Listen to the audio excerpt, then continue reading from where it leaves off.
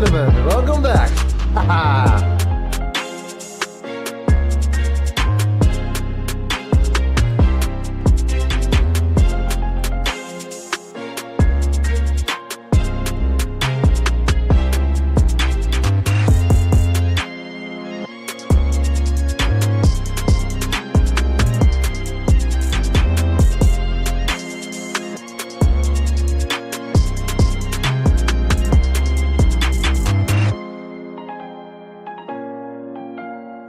Last day of the week, G's.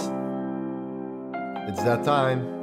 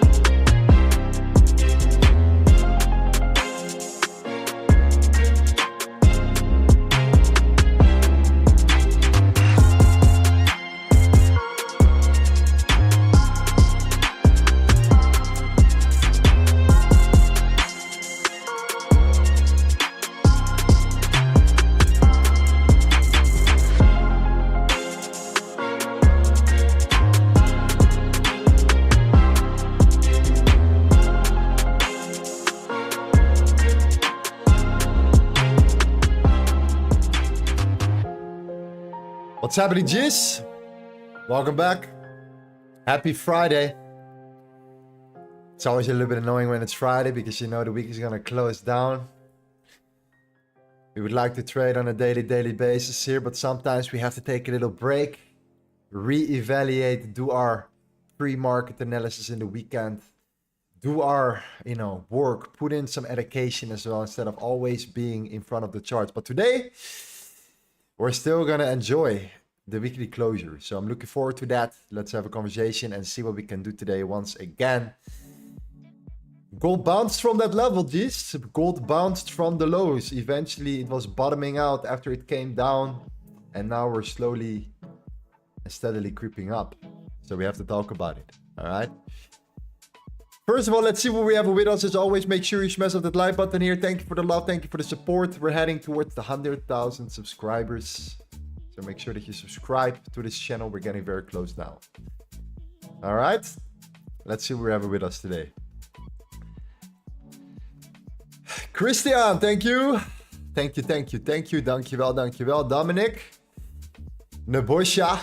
Varkride, good to see you, man. Juan. Fatima, Desmond, my friend, Biko and Sako, Simon. Ready for battle, yes. Amir, Camilo, the real shady. Yeah, we have news in a second, some Canadian dollar news in a second. We're gonna cover that as well. Most importantly, our man, our big G, Uncle Jerome is speaking in a second. A little bit after the US Open, all right? Biamet, Maurits, good to see you, Maurits. Resso, Johan, Assad. All right, good to see you guys. Good to see the fam. Nice. Okay. Yo, Kellogg. What's up? Okay. 1 second. Yo, Kellogg. I think the...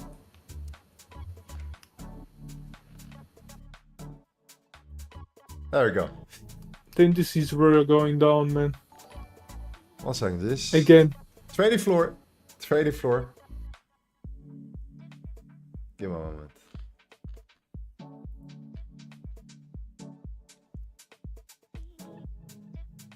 Hello, YouTube. What's Hello, up? YouTube. Nice. As always, a big shout out to the trading floor, of course, rocking with us through thick and thin. Through thick and thin, all the guys are ready for battle. After the slow burn here in London session, all right. Got you guys, got it. All right, beautiful. Okay. Let's go over gold, man. Let's talk about it. Let's see what we have today here. We have been pushing up a little bit here. We talked about it yesterday, right? We said yesterday that after this drop yesterday, it was eventually, it was so beautiful, man. So beautiful, so clean as well. We talked about this range, right?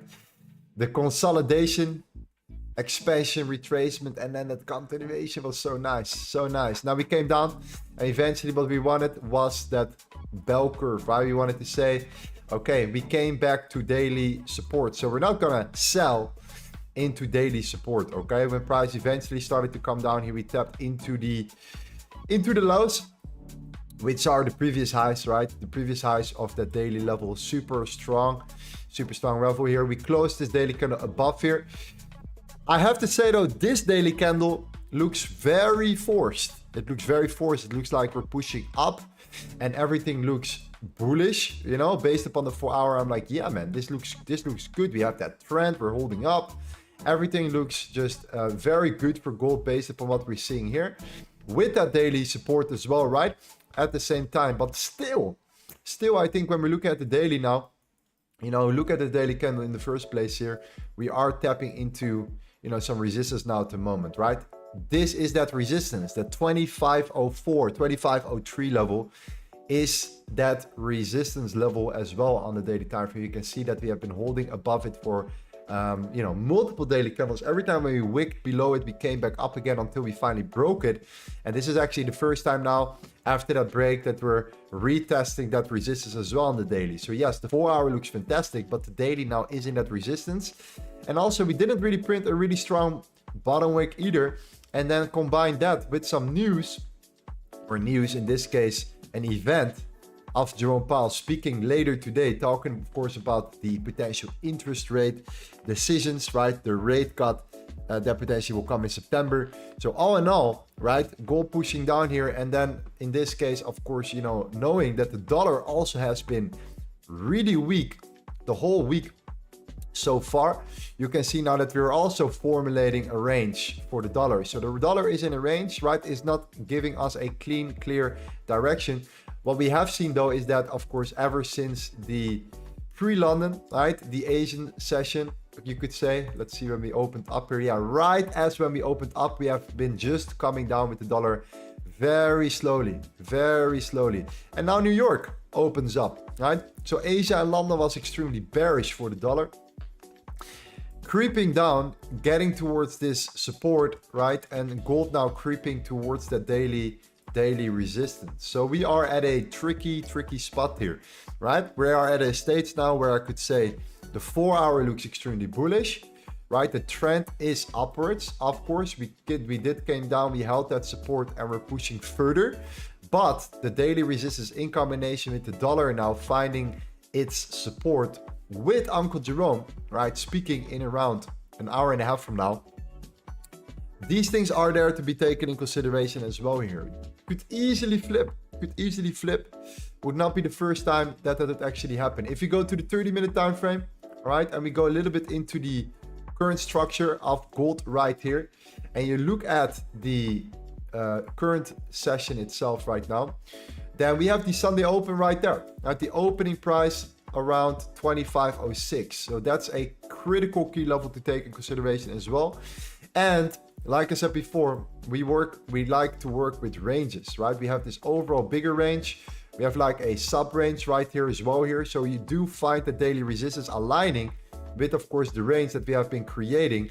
And the first major break, right? The first major break that we've seen was when we came down, and now we're creeping up here. So the way we're creeping up with gold, to me personally, when I'm looking at the current chart here, I am not 100% confident that this is just gonna be bullish. And if you look at the previous day, right now at the moment, and we use the previous daily POC here, right? If you don't know what the previous daily POC is, we have a lot of new guys here with us today in the group.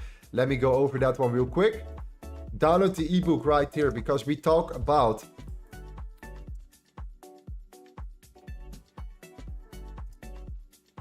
there we go. We talked about the war map, right? The trading war map that we have created for you. It's 74 pages right now. And we talk about the daily levels. The daily levels you can find on page number 31 and onwards, all right? 31 and onwards, particularly the 33, all right? And the 32. This is the previous day. It's the previous daily POC. So we draw a fixed range warrant profile from yesterday, okay, from the open till the closure. And you can see this red line, and this red line is at 25.01. And you can see currently that at this particular moment, we are now getting slightly rejected from it as well, knowing at the same time that we are, of course, in that daily resistance, or that we reacted from that daily resistance at the same time. So we have a bunch of levels that I think are critical now to take into consideration in regards to our resistance right here. And these levels are the 2500, which is a psychological level as well, 2503 and the 2506, which is the Sunday open, right? I keep it very simple. This has been pushing up throughout Asia and London. If we start slowing down right now at the moment, and we are unable to break above, let's say the Sunday open clearly, so above the 2506, yeah, then obviously what I'm looking for is the potential, you know, reversal play. If we do manage to break above here, then I think this is just a major break, and that break will give us a clean, chance of continuation, because it means that you claim back or reclaim back that initial resistance that we've seen at 2503 as well at the same time. So that is one scenario, is that you are actually currently creeping up, and that there is a chance that right now we are getting rejected from this potential scenario, right? This particular trend that you can currently see as well on the daily. So you have that daily level, you have the previous daily POC. I mean, this is a bunch of resistance that we cannot neglect at this particular moment. So it's a tricky situation when you have Jerome speaking, right? When you're creeping up, leading in towards a potential bearish flip. But at the same time, if you really zoom out, then gold is still bouncing off from their previous daily, and it's holding up very well. So we're kind of in the middle zone, right? So how do we approach that? Well, for me personally right now, the best way to look at it is to wait for this 4-hour candle closure, okay? And the reason why is because what I want to see now on Owanda here, I want to see the 9 o'clock candle opening, so the next hourly candle. I want to see how price closes, number one, and how the next bottom or top wick of the 4-hour candle will be set. And if we set in the top wick and we flip bearish and we are still around our key levels that we discussed on the 30-minute time frame, then yeah, I'm willing to take a short for sure. If not, and we close above it and we start pushing up, and the next candle comes down and pushes up as well, and specifically the 4-hour, I think it's time to reconsider what we're looking for. But yeah, so far we're holding up strong, we're creeping up strong, but we are gonna enter some critical layers of resistance as well. So the last thing that I want to do is to long in that resistance, okay? So in this case, I think it's critical that we wait for this 1-hour candle closure, which is then also on the Owanda chart, the 4-hour candle closure as well. And then we can kind of see what will happen here. If you start breaking the 24.95, then I do believe that you have just a flush out. And that flush out could mean, you know, a continuation push towards the downside as well here. So yeah, let's reevaluate. So now I think that the previous daily POC is holding up as our major level of resistance. And the Sunday open, of course, is always a level of resistance or support, depending on where you look from. In this case, you have seen how, you know, the whole week, how strong we have been reacting from the Sunday open. Right on a Monday, it was major resistance. On a Tuesday, we broke out, we flipped it into support. On a Wednesday, we had a little bit more of a choppy move, a choppy day overall, right? But we knew that we wanted to target the London and Asian highs. We did target the London highs. Then yesterday we said, okay, price could come down. Price came down, and we said here it's gonna potentially bounce, and it bounced. So now we are back at where we practically came from yesterday. Okay, so we have to really evaluate how this is gonna go. Whenever I see though a chart creeping up slowly and steadily, right? So there are two layers. One is what we call a V-shaped recovery. And a V-shaped recovery is you do this, right? You tap into daily support or whatever, and you aggressively push up. Right, this is what we call a V-shaped recovery. If you then start consolidating, usually this just results into bullish continuation. But if you start doing this, And if you start creeping up like this, like very, very slowly, not even like this, very, very slowly. This is not a V-shaped recovery. This is just pulling back, building potential liquidity to take it out again. So I would not be surprised if the daily candle does that eventually and gives us that that sign of tapping into that exactly, that resistance, and now potentially starts flipping bearish. And look at the bottom wick of the 4 hour of the daily candle as well. Crucial resistance now. I would not be surprised either. So, it gives me a clear opportunity if we start breaking below, right? And there is volume and it makes sense. I'm into for shorts. And it gives us enough time to see if you start continuing the push now. But if you do flip the Sunday opening support, then my short bias is invalidated. And I'm no longer looking for shorts. I will reevaluate and see if longs make more sense from there. But that's the thought process for now, based upon on gold here. Overall, I do believe that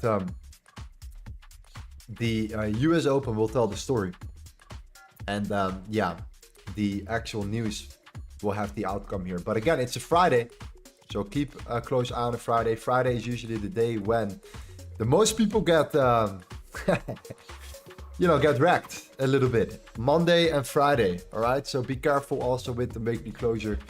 We know that, price can be a little bit more on the unpredictable side, but that's why risk management is all that matters. Losing is not the problem.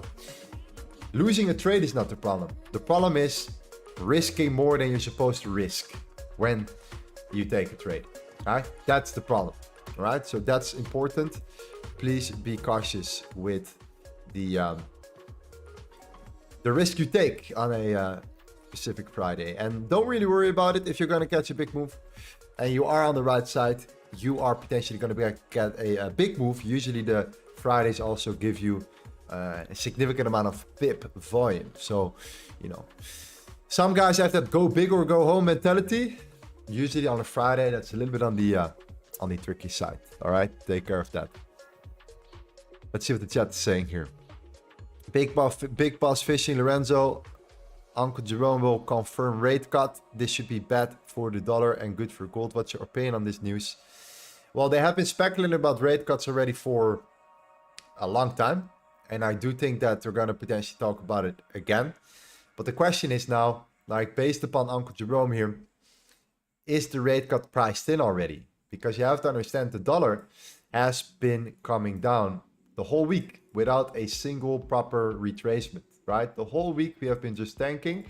If you look at the dollar here and you look at the opening price, this is the dollar and this is the Sunday open, right? The orange line is the opening price of the week.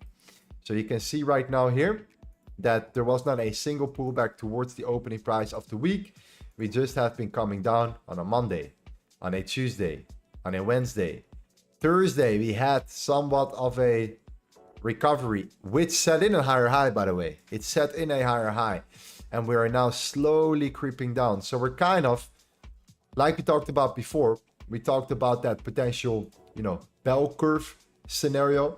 This could also happen on the dollar as well. We have seen this happening many times over, and I think that the dollar could potentially, give us something similar, So be a little bit careful with that. If you see something like this, I would not be so surprised on a Friday that you see a move down, that things are getting priced in, that you go from selling off to more of a range, and that once you start breaking out, that you might see a little bit of a continuation play right here. That's the scenario of the dollar. So are we priced in or not? That's something that we have to take into consideration, but that's also something that we cannot really work with because that's all speculation. So the only thing that we can do is to just simply watch our key levels now. We know that these levels are major resistance, and if you do break above it, there is just a bigger chance you're going to hold above it right now at this particular moment as well. All right, that's how I currently see it. And these levels are serious levels, right? The 2503, which is the daily resistance, the 2500 now, which is the resistance from the previous day, and then the opening price, which is the 2506. So definitely not longing in this range, definitely not longing in resistance. Never long in daily resistance or support. You saw it yesterday, right? Some guys still wanted to take shorts, and we tapped into the daily support. The thing about that is, if you want to trade that, right, and if you want to trade the daily levels, right, then you can short towards the daily level. But once you are at a daily level, then it's either longs or nothing, right? It's longs or nothing. It's either a recovery or nothing. Why? Because you just don't want to short into daily support. That's it.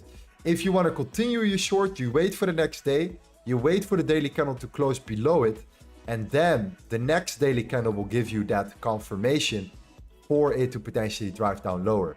You're not going to short into the daily support right now. Okay? Same thing as now, daily resistance. We're not going to long into daily resistance at this particular moment. Okay? The only difference is today is that you know that when there is a news event, when we have a lot more news coming, that an expansion, a big expansion above it, most likely could result into holding that support right there. But that's another topic. For now, I think that the best thing that we can do is just look at the exact levels and start going to lower time frame and see what we can do yesterday, right?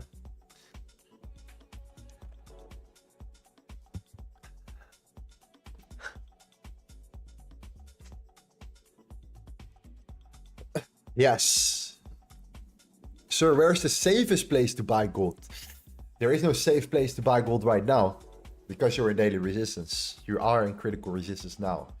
Unless you break above the Sunday open, right? You have a strong impulse, then it might be more interesting, because that shows me that we break above this this range or this trend, right? This short-term trend actually that you can see that we're holding above. You flip it into support, and then we might even target the highs that we were unable to take out before, which is then the 25.20. So from 25.06 to 25.20, I do see potential. But from here towards the 25.06, I think it's kind of your no trade zone for longs right now, right? A lot of resistance. You have the trend, you have the previous day, you have the Sunday open, the daily levels. Everything shows us that we are in resistance now at the moment. So be patient with longs and wait for further confirmation. And if you are interested in shorting it, it makes a lot of sense if we start breaking down. That's something that I think is something that we could look for also. So yeah, let's sit it out until at least the hourly closure.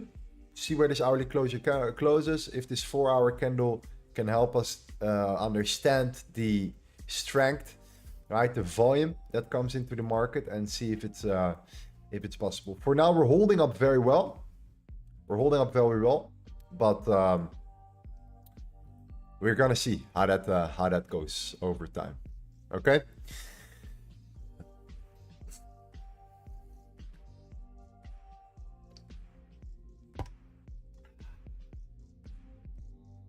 Which has the move today is like the move from last Thursday. Let's go to last Thursday. It is very similar.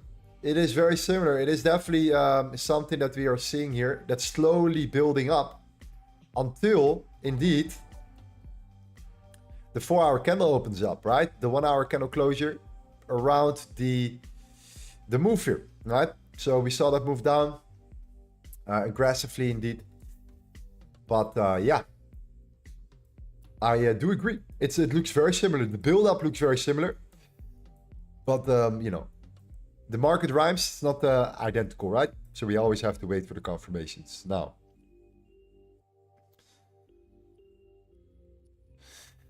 Robbie says, hi Lorenzo, have you noticed every resistance support level is touched for the first time? You get a massive reaction, but the second and third touches are less reactive. Yeah, that's how it goes. A lot of orders are set at these levels.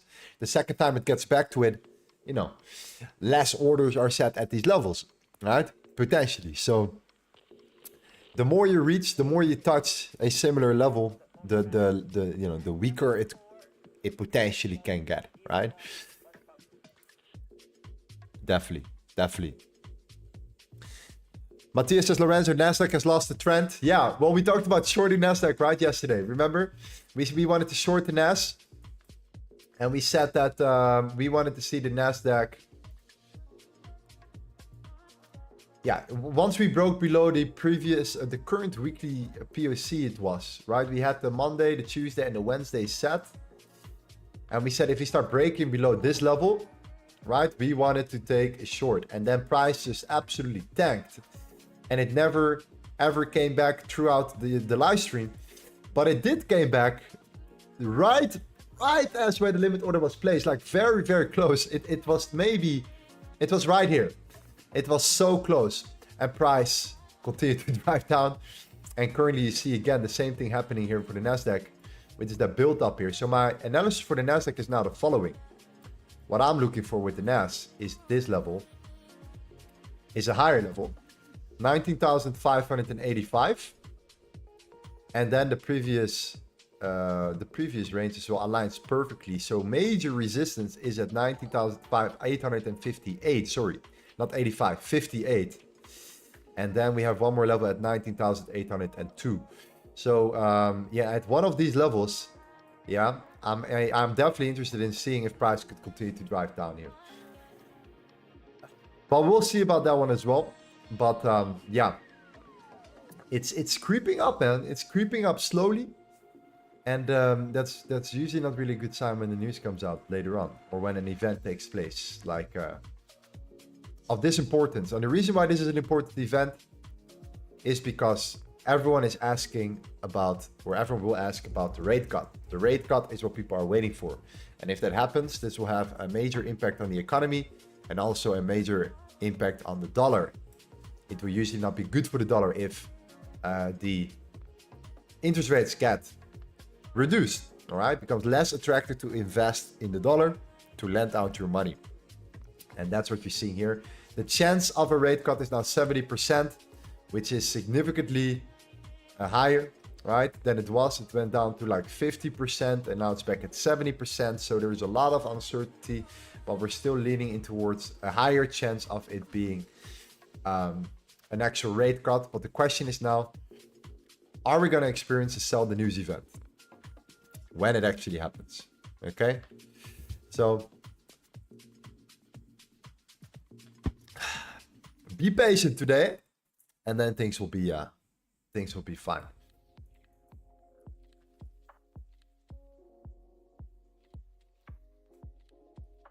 Can I trust putting large capital on Vantage, and will they do fast withdrawals?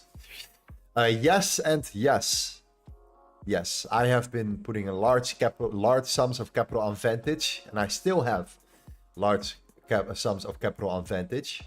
And if I do a withdrawal, it usually takes a couple hours.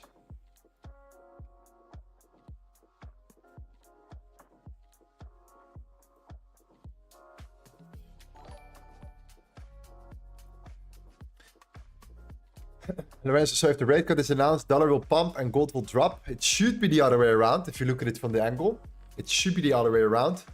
But we don't know how a sell the news event is, because events like these are not like your traditional CPI events or the FOMC event, right? This is not just standard news, right? This has been the talk for the past months. They've been talking about potential rate cut here, and whenever it becomes so blown up out of proportion in regards to, oh, are we going to do it? Are we going to do it? Then usually it's a, an anti-climax. That's what we're usually experience in these type of moments here. So I would not be surprised with a sell the news event for gold when it happens in the month where usually gold performs the worst, and that is the month of September.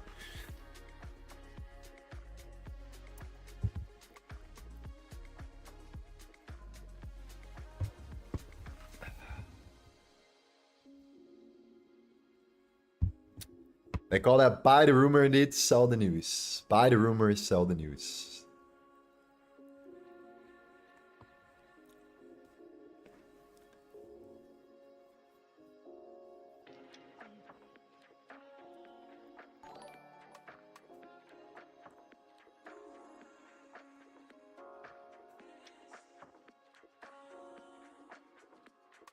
Is seasonality important for daily traders, and then the monthly seasonality average relevant? I think that it will be extremely important for swing traders, but it will be crucial for day traders to understand that this might happen, because you will be much more trading with the right trend instead of against the trend. So I do think it's important to look at the seasonality, right? We have an indicator now, the seasonality right here, and it shows you the exact thing. You can find it as well. You can type in seasonality, you will find it also. You just don't have the averages here, okay? You don't have the averages in regards to long and short. We wanted to always have the averages, right? How many percent of the time are we bullish, and how many percent of the time are we are we bearish? Right there. So that's the main reason. And I like to know exactly how many times of the month, let's say, are we bullish over the past 10, 15, or even 20 years. Kind of like the last 5 years, 10 years, 15 years, and 20 years. So let's take the last 10 years. And that shows you in September, gold has been bearish for 91% of the time. And the only bullish month was probably the worst bullish month of the year as well.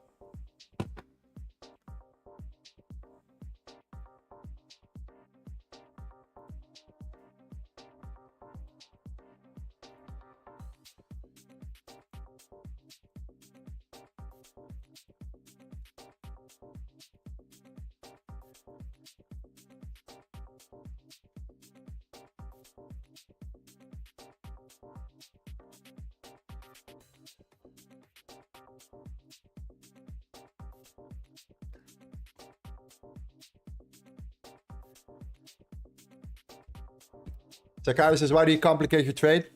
To me, it's not complicated, but it might be for you. So I can get it. I kind of get it. I can get that, Zakaria.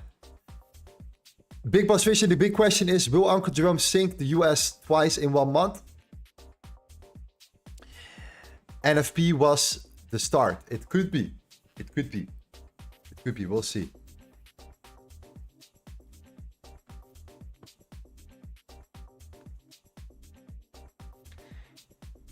Nation First is looking at some altcoin pumping 10-15% in the last 3 days.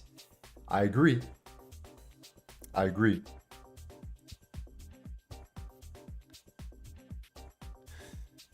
Rose Angela says, I hope gold goes up with Powell. We will have a good selling opportunity. I agree too. I agree too. Yeah, especially if we are unable to break above the Sunday open. Especially right there. Especially right there. Let's see how much volume we'll have right now, right? Let's see how much this hourly candle will do for us. And if there is actually some volume. We are in that resistance now already, right? 2501 is resistance. It's definitely something that we have to take in consideration. So let's see. Let's see how we align here. That's it. Sixes, how much data do you think an individual need before implementing it in trading? I mean, you have a very simple strategies, right? As a scalper or day trader, and that might work. I believe the more you're gonna go into swing, the more you have to focus on the fundamental side of things as well, right? But what I then realized when I started to work on my fundamental understanding of the market, I realized how much it benefited me on the lower time frames. So I really got an epiphany moment. Oh, it's actually much more important than I thought it was. But that's only after I realized that I first, initially needed it. So that's why. Didn't realize I needed it at first until I tried it out in the higher time frame. And then I realized how beneficial it was on the lower time frame.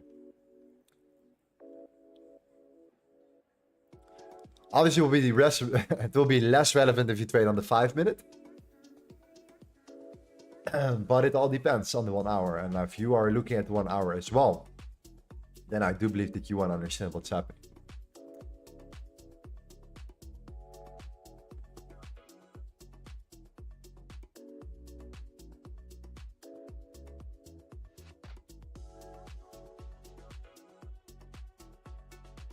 So it's a good question, Seek. It's a good question. It's a very good question because It all depends on your trading style, for sure, for sure.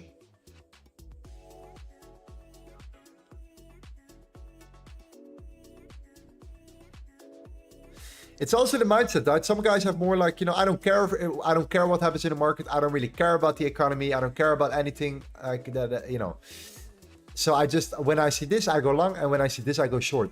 And if that's your strategy, then it's fair game, fair play to you.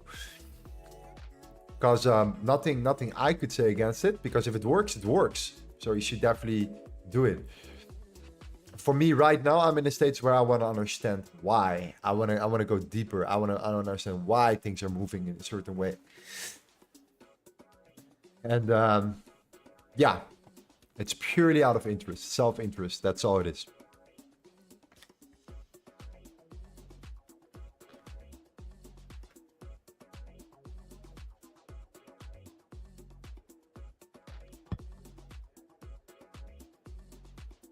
Raja says it's the previous daily very high, not the POC. You mean for gold right now? This is the POC. You can see it.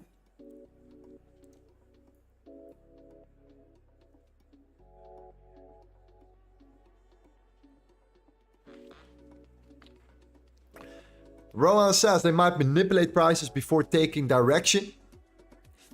I think it might break out on upper level to generate more and then come down later. I think that something like that is a possible scenario, bro. Yeah.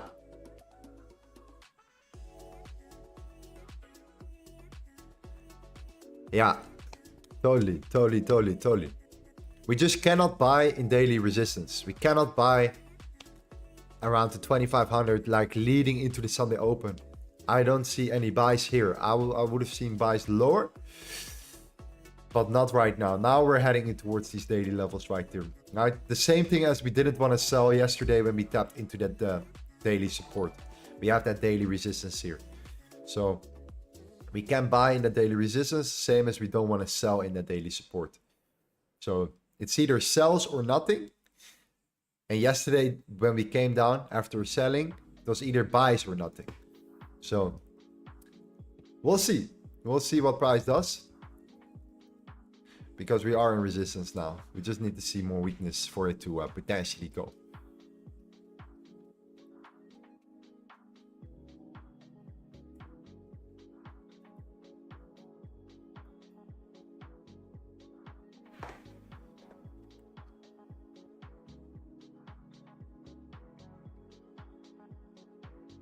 Tori says, why don't you taken any trades? I'm watching you for a week, a non-trader in live here.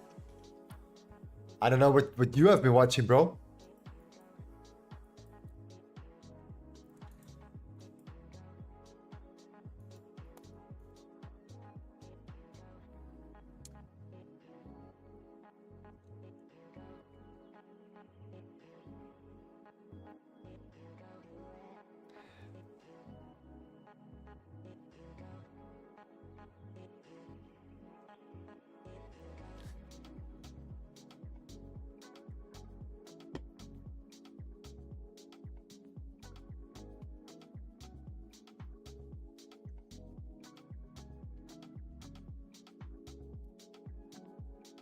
Eris says, what are you reading or researching to know why the market moves the way it does?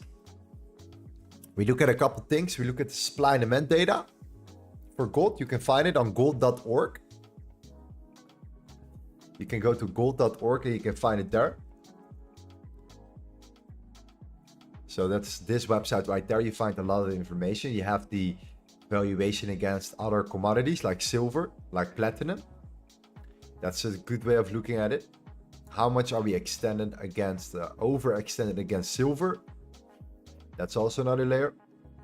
You have the regular, data from the dollar that you can take into consideration. You have the seasonality of gold, like how much do we go up and how much do we go down. And then you have also the COT data, right? And the COT data is what you see here. And this is a free indicator that's made for you guys, which is right here. You can use this, you can get this, you can add this to your chart as well, and it gets updated automatically. And you can see the following. You look at the retail trader section, right? The retail trader section right there is what you should look for. It's looking like this. Because if we know one thing for sure, that is that retail traders are usually on the wrong side. So if retail traders get a little bit too bullish, then usually price tends to reverse. So in this case, retail is very bearish on the dollar and it's bullish on gold. And you know, that's just purely based on the positions that are being held right now. Right? So you can use this indicator, you can get it for free by going to our Discord and then click on the LTA indicator section. Go to the channel LTA indicator, then click on the link, and then you will have it for yourself. And then you can have this for all the things that you trade. You will see this popping up, and you know exactly when and what the big players are doing. And the most important thing is not just the number itself, it's the comparison of every week's data. So what is it against the previous week, right? How much more bullish do they become, or how much more bearish do they become? That's what you're trying to figure out. We can go over it. We will make a lot of content on our channel when we're talking about it. That's another way. So the CT data is pretty useful. And then they have a seasonality thing. And I always thought gold will never do that. Gold does whatever it wants. Gold has its own behavior. And then I realized that gold indeed follows the seasons, all right? And if something is extremely bullish, then it's very useful. But also if there, you know, at some months in the year where you tend to be extremely bearish. So how crazy is it that we in September have not been bullish at all for the past 10 years? 10 years, all right? Now, any year can be different. We have different circumstances. I mean, of course, we do take that in consideration. But again, right? It is a very interesting piece of data that you can use. Same for December. December tends to be extremely bullish for gold. That's why it's always, you know, you heard the saying, buy gold in December. Well, you can see that based upon the last, you know, also 10 years, 73% of the time, we ended up being bullish. So, you know, you can use this information, and when you put all these things together, you get a very good understanding of the macros. Now, if you are a scalper, it becomes less relevant. But if you are a day trader, then in many cases when price drops, you know that you might be able to follow the trend more, and you can skip certain trades that you usually would have taken.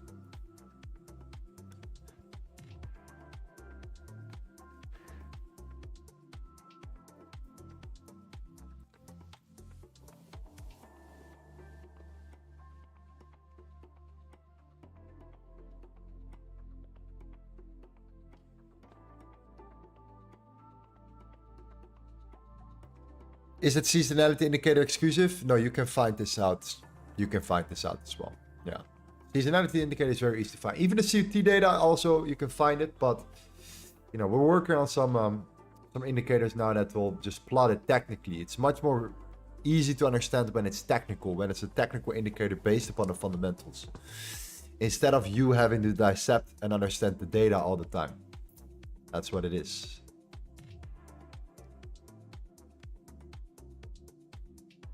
So, I mean, I really like how we're getting rejected here, but we're also holding up very well, very strong right now, right? Every time when we break down, we're pushing up. So this is for sure no trading range, because we're now in the middle of wicks, like bullish and bearish.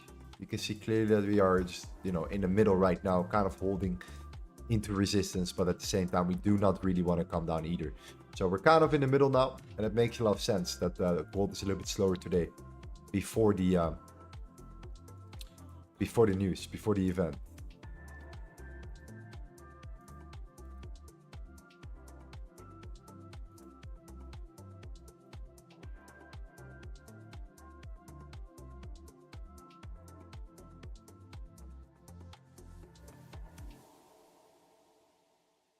Kind of have that slow pace. If you start if you start breaking, let's say the 30-minute, and we start really putting in some volume around the US Open, it'll get very interesting.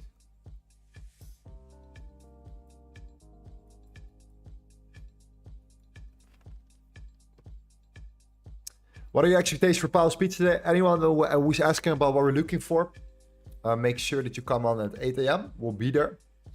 And you can also go back to the stream because we did like a breakdown based upon what we're looking for right now at the moment.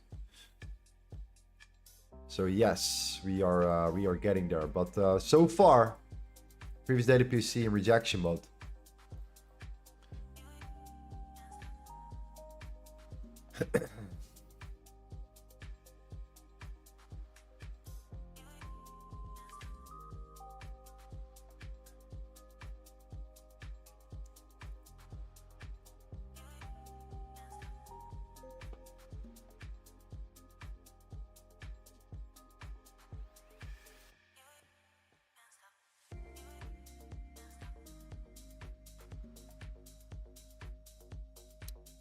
Perhaps says New York free indicator to find New York London session. That's the Asian session range. You type in Asian session range and you get this one right there. I like this one the most. I like this one the most. And yeah, wouldn't it be nice to take out the London lows, the Asian lows today? Wouldn't that be nice today? That would be very nice if you could go for these lows here.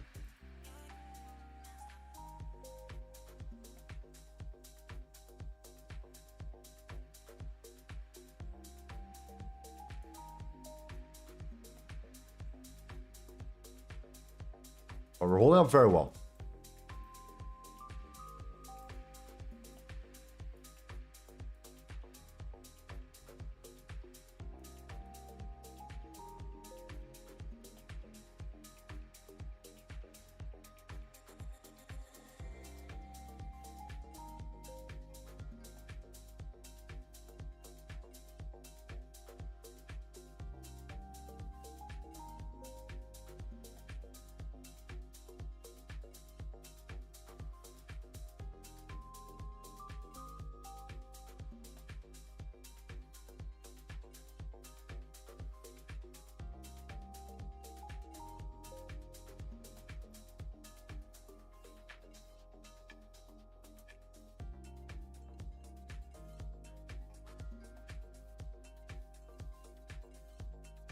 Hey Lorenzo, okay, show us quick how to sign up and how to get your 50% deposit bonus on Vantage. Yes, that's correct. So you can go to the link in the description. You click on this link here, Vantage. And with this link, you get 50% deposit bonus. All right, this means that you have more margin to play with. All right, that's important sometimes. More margin to work with. Now, do take consideration that it's up to $1,000 only. So if you have more than $1,000, no deposit bonus, but still a great broker. Okay. Takes like 5 minutes to sign up, and they're very quick with handling the sign up process. So that's also very nice. You can get to work right away with the right broker. Indeed. Albert says, I couldn't find your indicator. I'm searching, but nothing comes out. Which one are you looking for? The CUTD? You have to go here because it's private. It's a private indicator.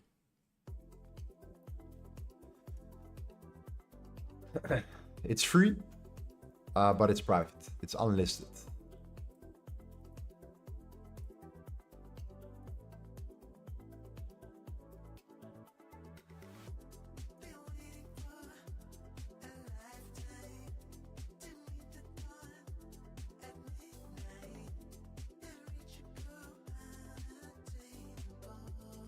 Yeah, we're holding up very well so far. So definitely no longs, no shorts currently. Just because you're in daily resistance, you don't want to long into daily resistance, and we don't want to short because we're holding up very strong. So we're in the middle, and that has to do with this event. I think this event is starting in 48 minutes. I really believe that we're preparing for Mr. Jerome. And in 20 minutes, we have the US Open. So this is why the market is setting up for a bigger play later on today, instead of the usual New York session. Yeah, Nasdaq is pushing. I like that though. I like that the Nasdaq is pushing here. I do like that the Nasdaq is coming up. And I want to see. I'm going to set an alert there. Because if price is there, I'm very curious to see if we can take a short from there.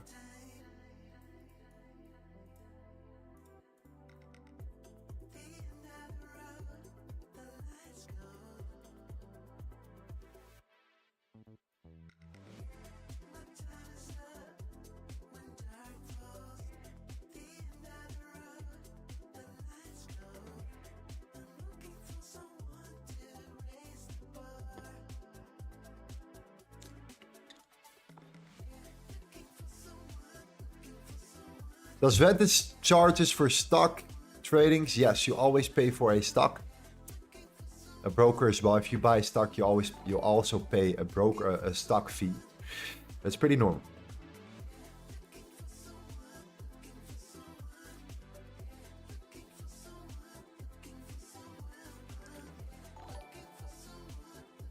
Hassan says, how do I know that I have decided well volume?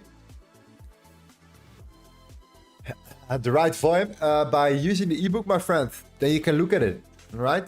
You have the ebook and you have the indicator. The LTA Concepts session breaks is on the open and you know exactly how to draw it. So if I use this indicator and I make the lines a little bit bigger for you, then you can see right here that if I delete everything, that you can draw the volume profile, right, from every day. This is the Monday, this is the Tuesday, this is the Wednesday, this is the Thursday, all right, and this is the Friday now. So we're heading in towards the Friday. We have to make sure that it's a closure, a daily closure. Then you have the whole week. And look what happened from the previous week. We didn't even talk about that. But look at what happened if you take this volume profile from the previous week, the whole week. Right there. Right? This is the previous weekly very high. It's when this turns into a highlighted section here, the previous weekly very high. And look at where we bounced from. We bounced from the previous weekly very high yesterday. So it was, like I said, with the bottom, it aligned also with the daily support as well. So you can see that this is where we bounced from. We came down, we took out the lows, and we are now pulling back, and now we're creeping up to the Sunday open. So you can use the previous week, you can use the previous day. These are all important.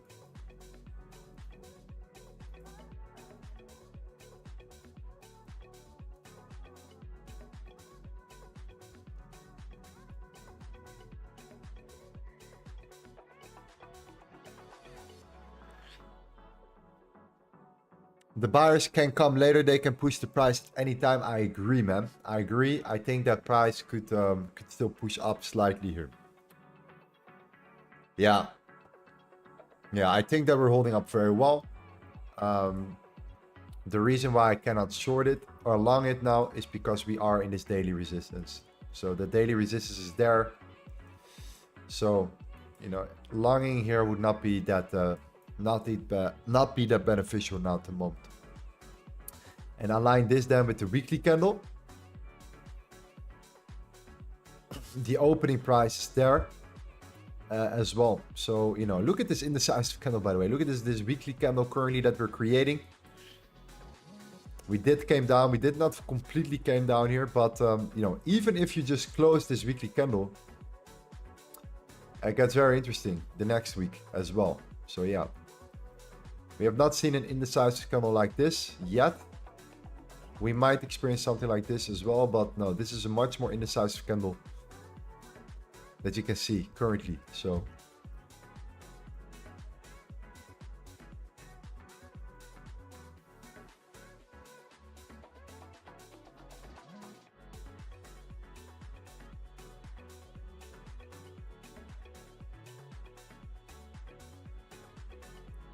Zacharias says just wait for Powell.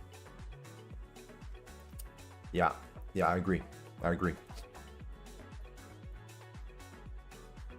Yeah, let's see what happens when we creep up here, and if this is a potential sell, or if we really start to come up and hold that support, show that we hold that support. That's the safer buy.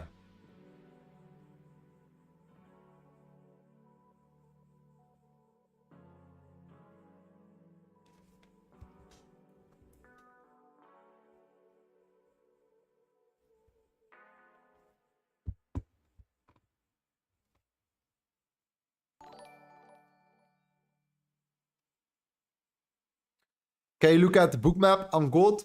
Yes, I can. But if you look at the book map, we need to look at the futures chart. So if you look at the futures chart right there, you see the same thing. Gold is doing the exact same on the futures chart. I think right now, Major resistance will be at 25.42. I think that's the opening price. That is the opening price of the week. And, you know, the previous day is now where we just broke above the value high on futures indeed. So that guy was right. It's PUC on spot. But now at the moment, we're creeping towards the opening price of the week. And the opening price is... What is the opening price on futures? Okay, it's right there. Slightly higher. Yes, slightly higher. Okay.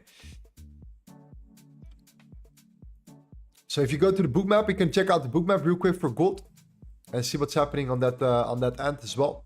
And let's do that.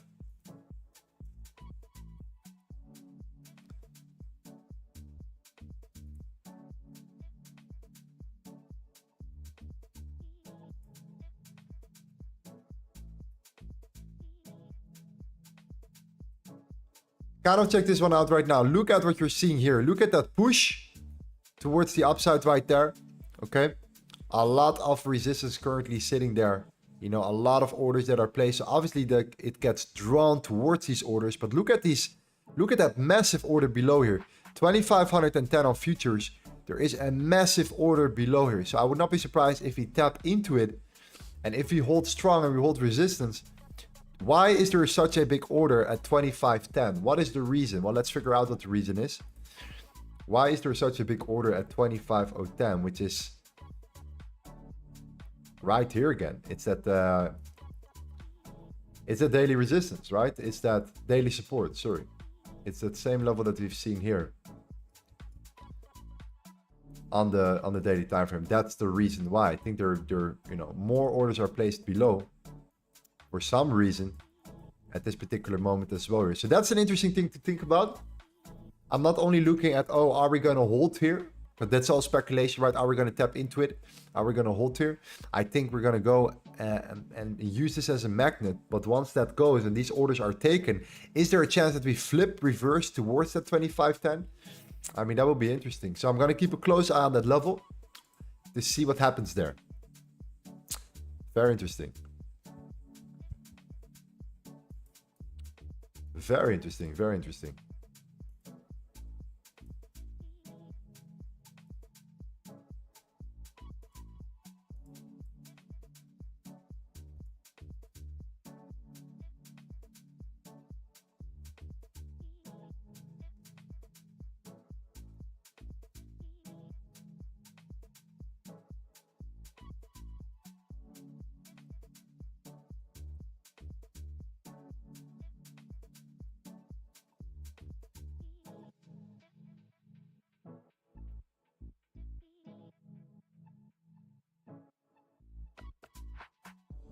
Sazi says, if you missed the 2,500 buy, don't do anything. It will be difficult to put on break even. Yeah, I agree. I agree. We're in daily resistance now. So if you're in daily resistance, then I'm always careful with buying.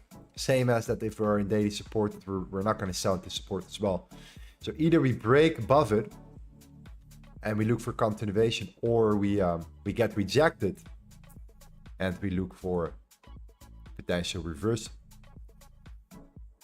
Yeah, we'll see. We'll see about that. Obviously, the Sunday open as well. A lot of shorts are potentially set around Sunday open. A lot of orders are placed around this level as well. Makes a lot of sense, right? Always around the Sunday open. There's a lot of interest from traders. So that's also another layer.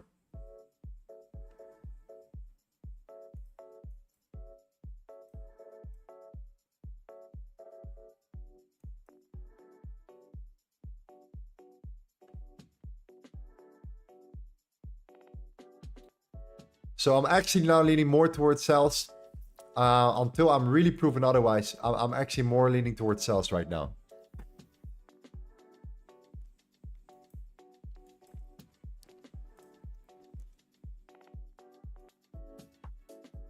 Yeah, especially because we are unable to close. And if this candle closes now below as well, then for me, that's a... That's kind of my sell signal right there. That's definitely worth a potential trade here. If we manage to come down and break, break that low here at 2498. So that means that if we close this candle on the 30-minute,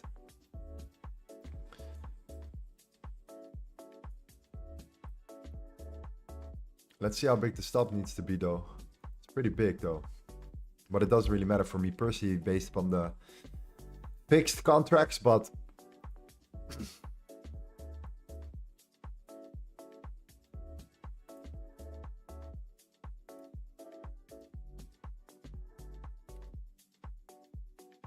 yeah, let's see where we open with the New York US Open right now.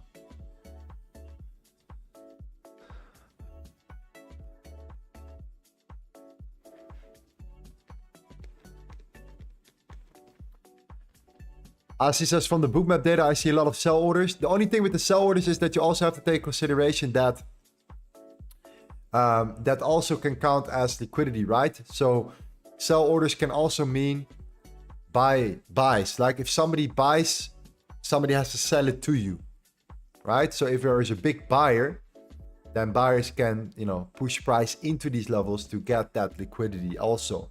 So it's kind of not always a sell. Yeah, it's potentially, it's a sell limit, right? But it could also be a buy stop. It could also be that a big buyer comes in and just uses that liquidity to push price further up as well. So it's not just per definition a certainty, but what I look for is, are there any big orders placed far from current price? And if so, then my question is, why is that? And that's what I'm trying to figure out. So now we know that there is a massive order placed at around 25.010, which has been sitting there now for a while. So that's definitely interesting to see what we can do there.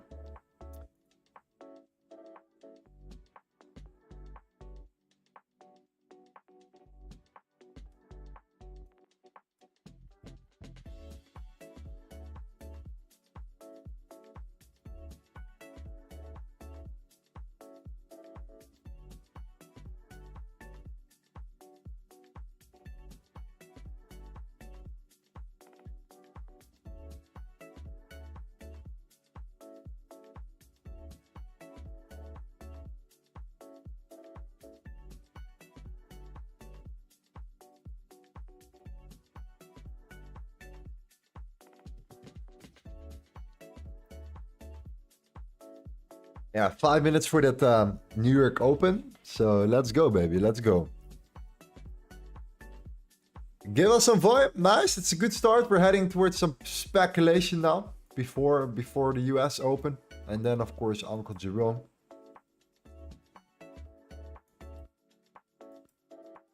In around 33 minutes. We're going to watch it, man. We're going to watch it and we're going to listen to it.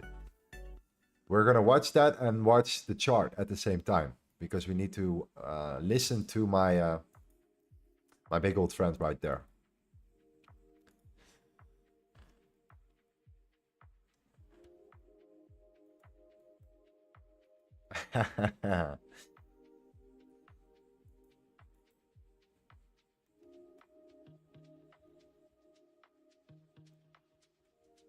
Let's see what the guys are looking for. The guys were very cautious today, very patient as well. Everyone knew that we were kind of waiting for. Let's see what Jolene is doing. Shout out to Jolene.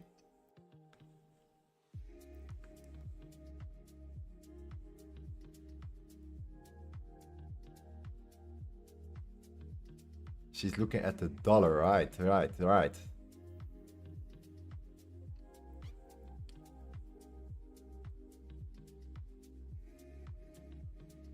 Incredible. Yeah, man. We're all ready. Lorenzo, good morning. Your input on oil. Oil is in daily support. All right. Oil is in that daily support. And oil has been bouncing from daily support. So oil is looking good. Oil is looking better. I like oil. I like what I'm seeing on oil. We have been bouncing from that same level again. We bounced from it already multiple times. And yeah, oil is looking looking clean. I like what oil is doing right now at the moment. I would love to see a pullback for oil towards this level, the 73.27, because we're now in resistance at 74.41. But I'm bullish biased on oil, so I want to see price coming down and continue to drive up.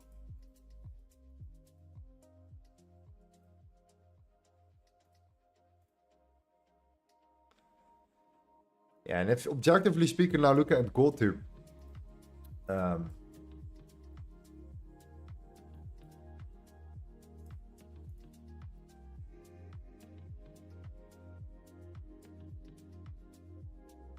How far is the stop above here? It's a pretty big stop loss, you know. That's the only thing. The target will be huge. The target will be 25.010.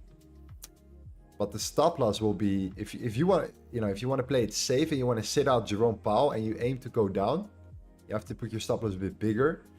Then this should be all the way up above that structure there. So, you know, that's on the higher, on the 1 hour. So we need to either do that, or we need to look on the lower time frame to see if we can get these kind of internal confirmations.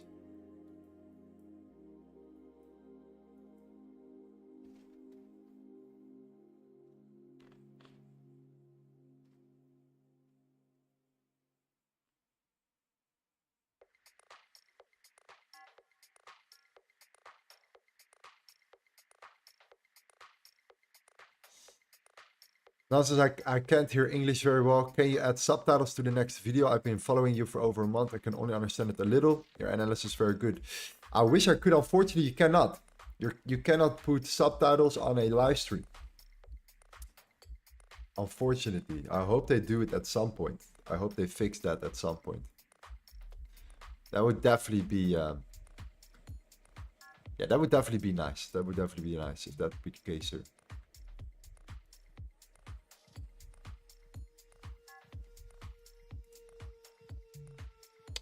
All right, closure, fam. US Open, let's go. 30 minutes before the event.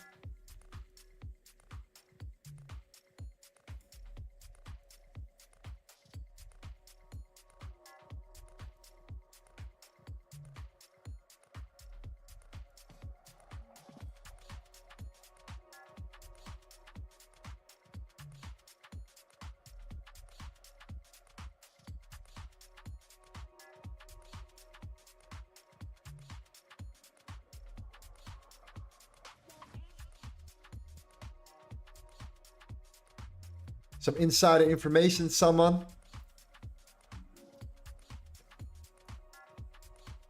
Let me know. Hit me up. Send me a message. You have some insider information.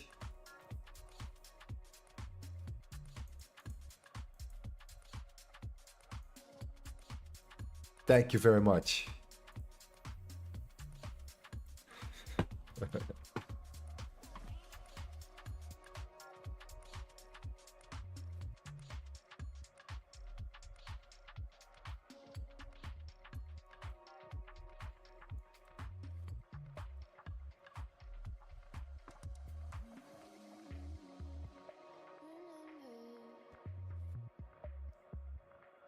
Patrick says, I heard gold's gonna make a new all-time high today. Wow.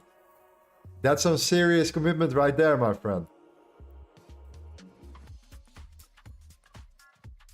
What if that would happen, yeah? What if this 4 hour is just holding up and just gonna give us right here? Or what if gold just does this today and it just continues this trend here to the downside and it just starts to tank right now? That's where we are. That's where we're sitting.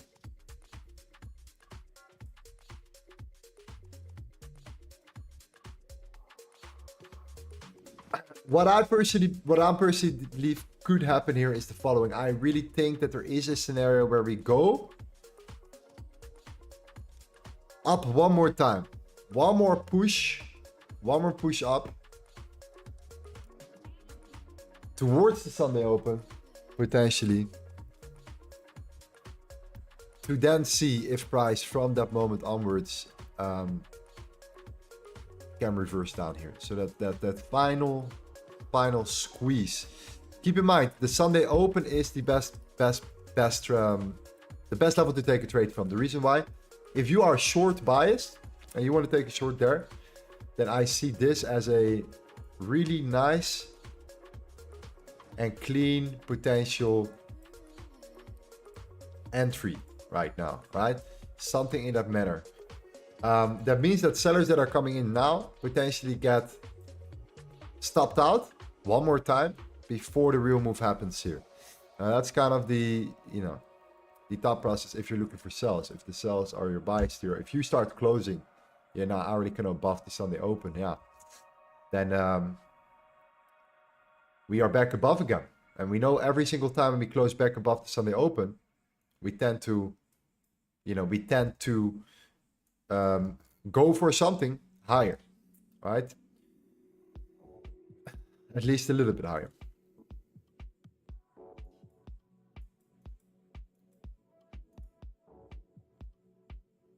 For now, the previous daily PUC is still in rejection mode.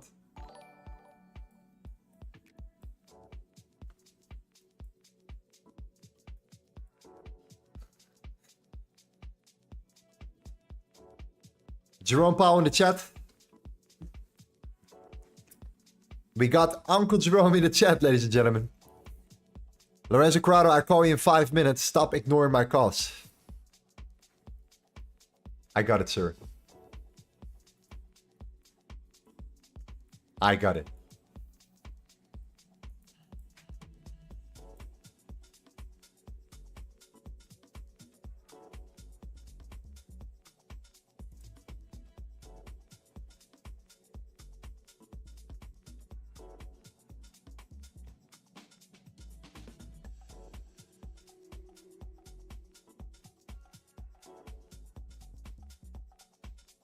Robbie says 100% Lorenzo. Also, when the first 5 minutes of the 9:30 candle goes into one direction, it is manipulation.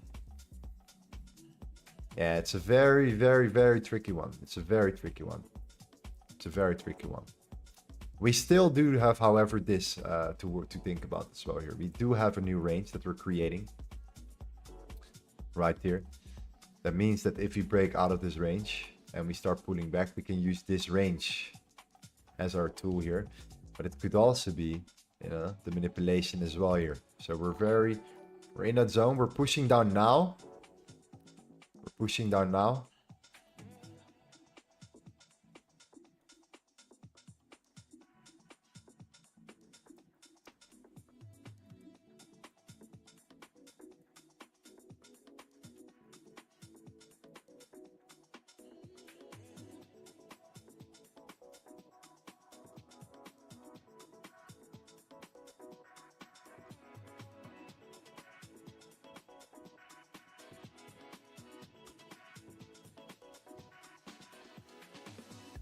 Yeah, we need a new song. We need a song. We need a new playlist. We're gonna work on our playlist. We're gonna put in some new tunes.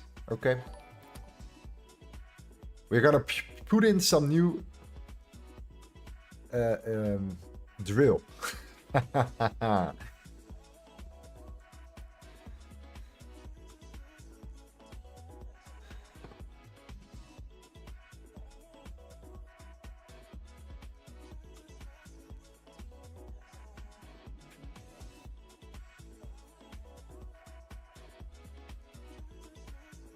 Yeah, it's holding up, huh? It is holding up. It is holding up. Yeah. No, this is gonna stay neutral for until the event. This is neutral until the event. Yeah.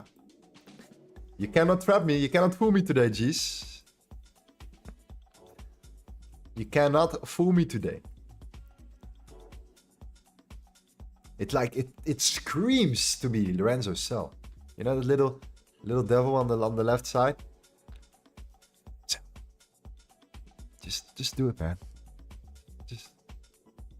Just do it. Give me all your profits on your funded account now. All right? Just do it. Just click on this red button.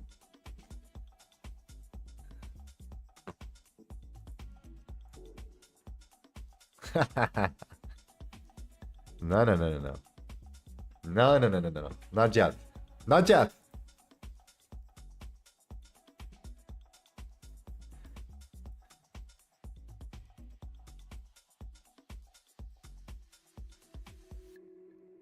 Farquaad says, have you checked out August 15th price action? Yeah, so that's, like you said, Thursday. It's similar, right? Yeah, we talked about it. It's the same. That we took that trade. We took that sell. You guys remember? We had the consolidation, the expansion, the retracement. Remember, we had this sell order. We took that sell. We took profits there, partial profits, because I anticipated to move further down, but we came back up again. But it happened indeed. So we creeped up, and then news came. And it, was it CPI?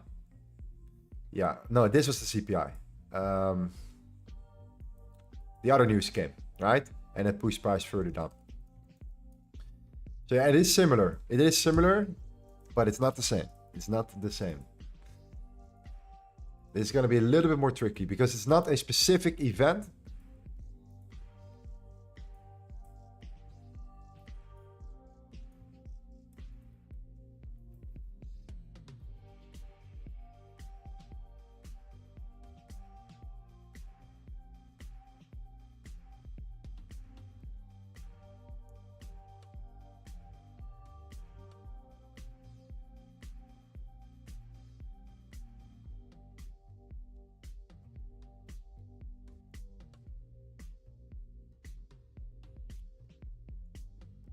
Yeah.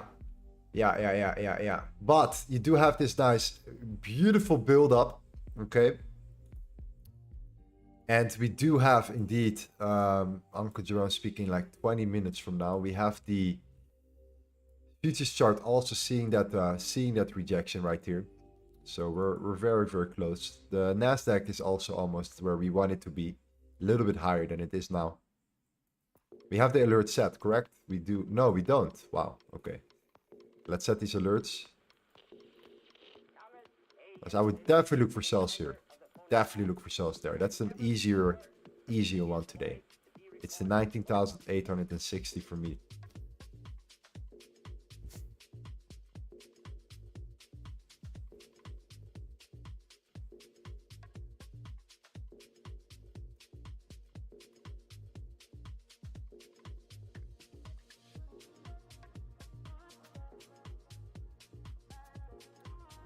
Rabbit says, keep your eye on the 4-hour candle closure on futures. That's agreed, man.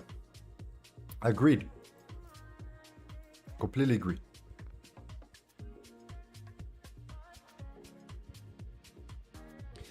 Like right now, the thing is with selling, if you want to sell now, then you have to put your stop loss like right there.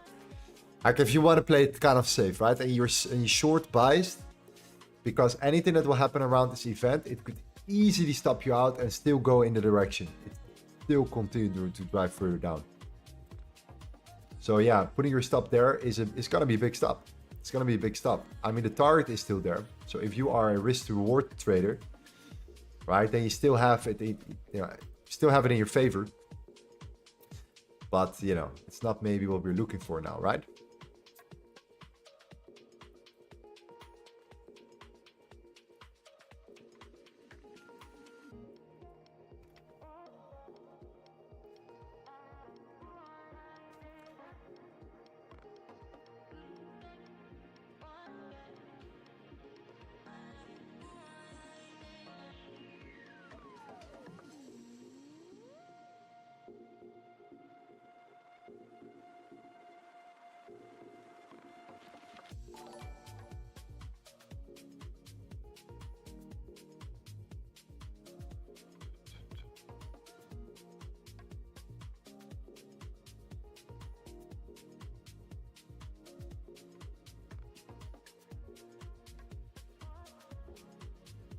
Jerome Powell, God bless my money printer. My man. My man. We're gonna start soon. We're gonna put on the event.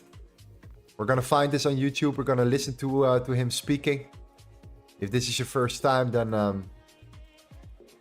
we're gonna listen to the G.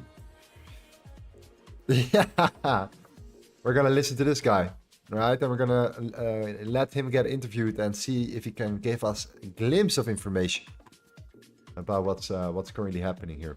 Okay. Booking investors, I lost $3,000. Wow. Be careful, man.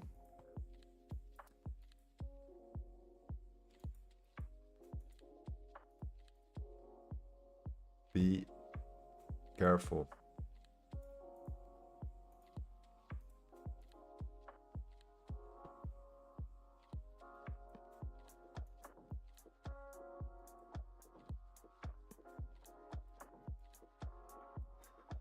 Check out the dollar.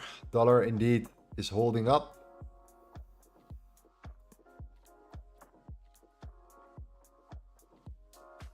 Let's go to the dollar index as well. Confirm double bias. There we go.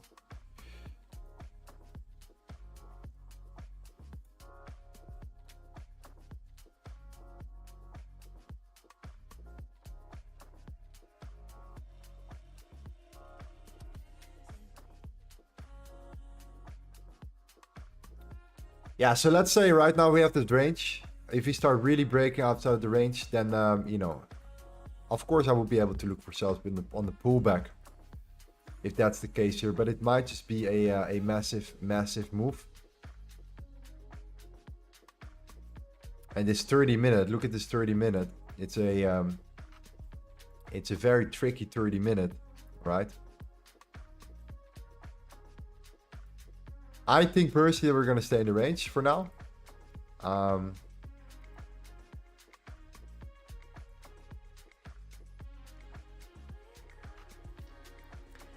I'll be very surprised if we would just make that move now already.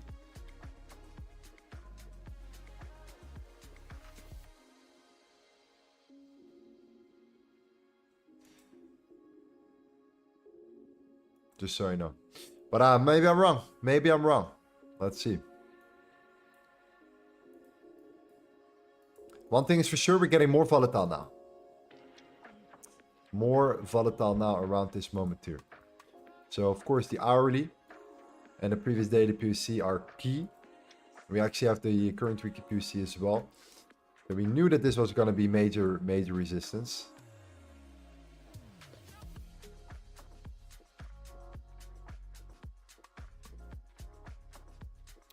Like I said, do you trade the top step account on the YouTube stream only? No, not only, but I do trade outside of my top step account a lot more. Yeah, I have two. I have my personal account. We have been trading with this for 2 years already, also on stream. It's actually just been the first week we're using this now. So we have 2 swing trading accounts, one from FTMO, one from Fun at Next that we're doing.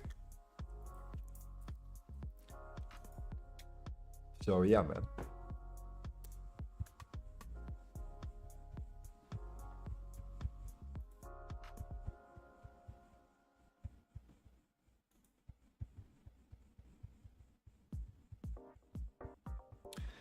Mark says I sent you the link for the live. Thank you, my friend. Thank you. Perfect. Perfect.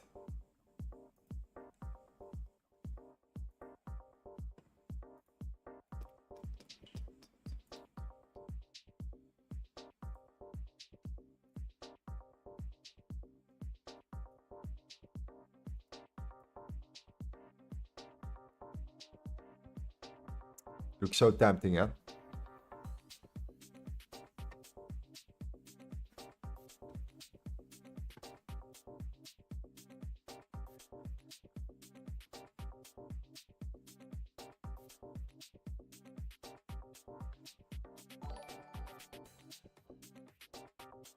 Rabi says has to close below the 24.95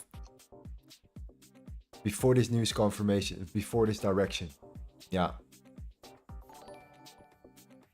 Yeah. I'm really not gonna take. I'm not gonna rush it with this. With today, with Uncle Jerome right now, because there's so much manipulation happening around these moments. So, you know, that's what happens when you have these type of events. You know, we do trade.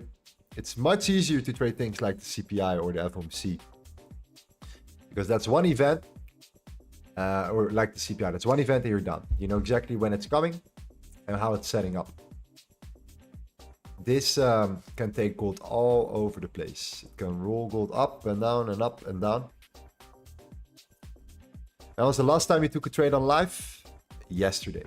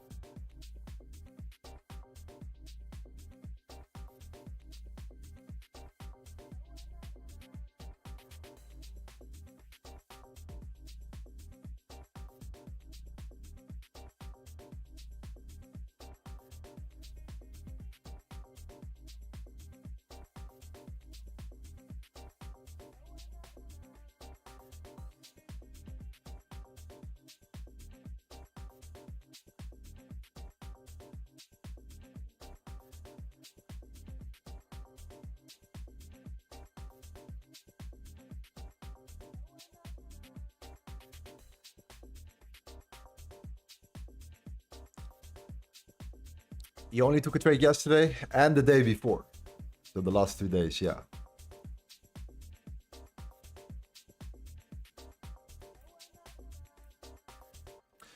Yes, sir. Yes, sir. Right now, though, we have the FOMC speech. Not the FOMC, sorry. The Jerome speech coming. So we're kind of anticipating this, and we have been ranging. So we, you know, we love to use our tool here. Okay.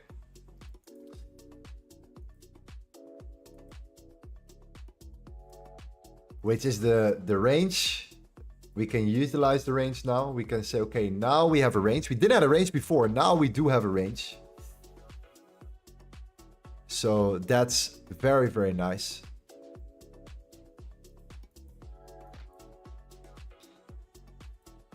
Because we like to work with ranges as well.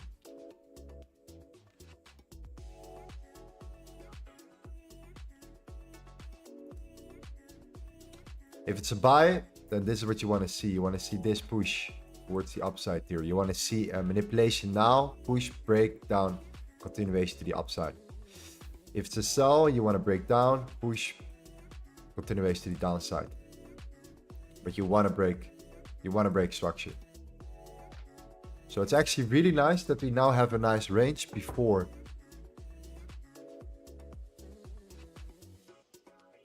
the lows.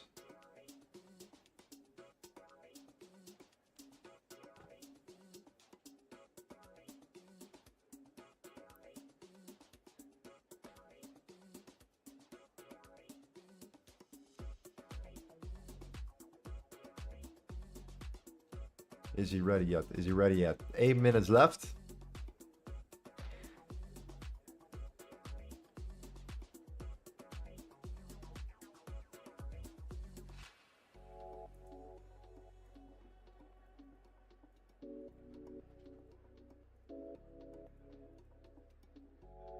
Let's do futures as well here. There we go. We're still holding up, huh? We're still holding up. We're still holding up.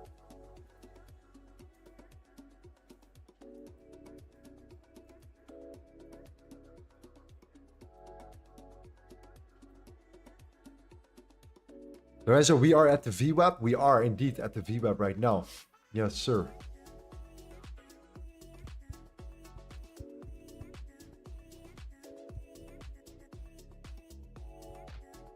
Lorenzo, as far as I know, you can't trade on FTMO 2 minutes before and after the news and speeches. I don't trade FTMO. I'm a swing trader, right? So I trade on Funnit Next. And the other prop firms besides TopStep just So no need to worry about news trading or whatever.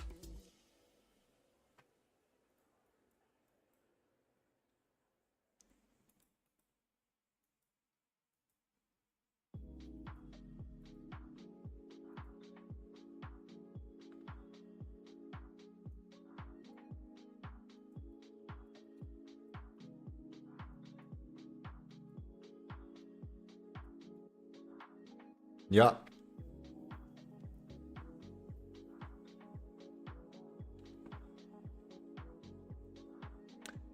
Yeah, the best thing to do is if you are trading with a challenge, if you have a prop firm challenge in the first place, that you never really focus too much on news trading in general. The ideal case scenario is you getting in before the news. That's what you want. You want to get in before, a couple hours before. So if you know there's heavy news during New York, you find your best setup during London.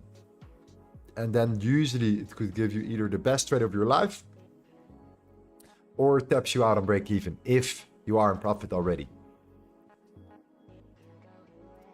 So yeah, that's kind of the way to do it for prop firm challenges when trading news.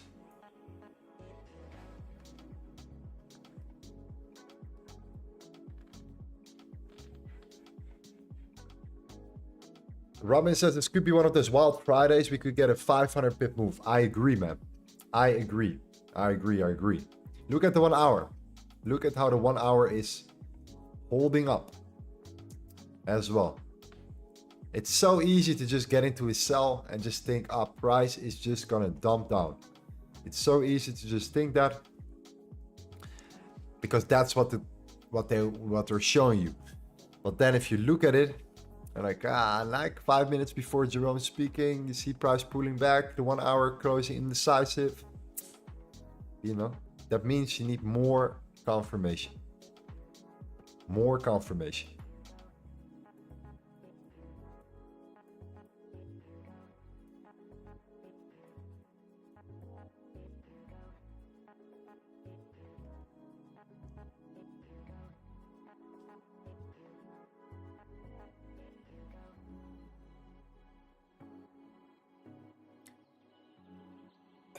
Robin says, problem for me is very risky. I tend to lose all my weekly profits on a Friday. Any tips? Don't trade on a Friday. And don't trade on a Friday. If the data is telling you you should not trade on a Friday, then you don't trade on a Friday. That's it, man. I wish you a fantastic weekend, my friend Robin. And let's start the week strong. Next week again.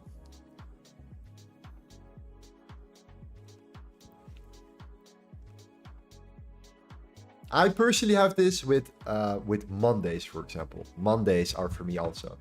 Because I want to see how price develops a little bit. Right? To kind of get an understanding of it. I'm not saying that I never trade on Mondays. But I'm more cautious. That's why I usually don't even stream on a Monday. That's why we usually stream from a Tuesday to a Friday. Look at gold. Pulling back. Pulling back. 4 minutes for the event. We're going to watch this live on stream today. We're going to listen to him speaking. We're going to put it into a small screen while we're still looking at the gold chart. So you know exactly what's happening on gold while he's saying something. So yeah, man. We're going to start very soon. Let's see. We're back in the range. That's not really a surprise, right? Let me get a drink.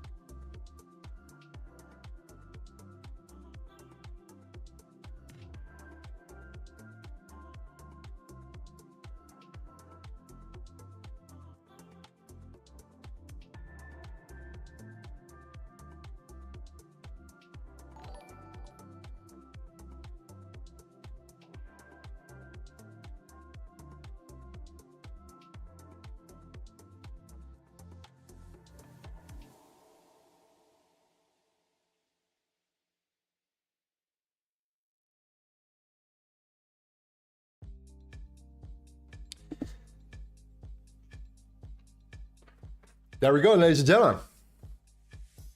There we go. Are you guys ready? If so, press A1 in the chat. Let's listen to my favorite uncle right now. Host from the Kansas City Fed. Uncle Jerome, let's go.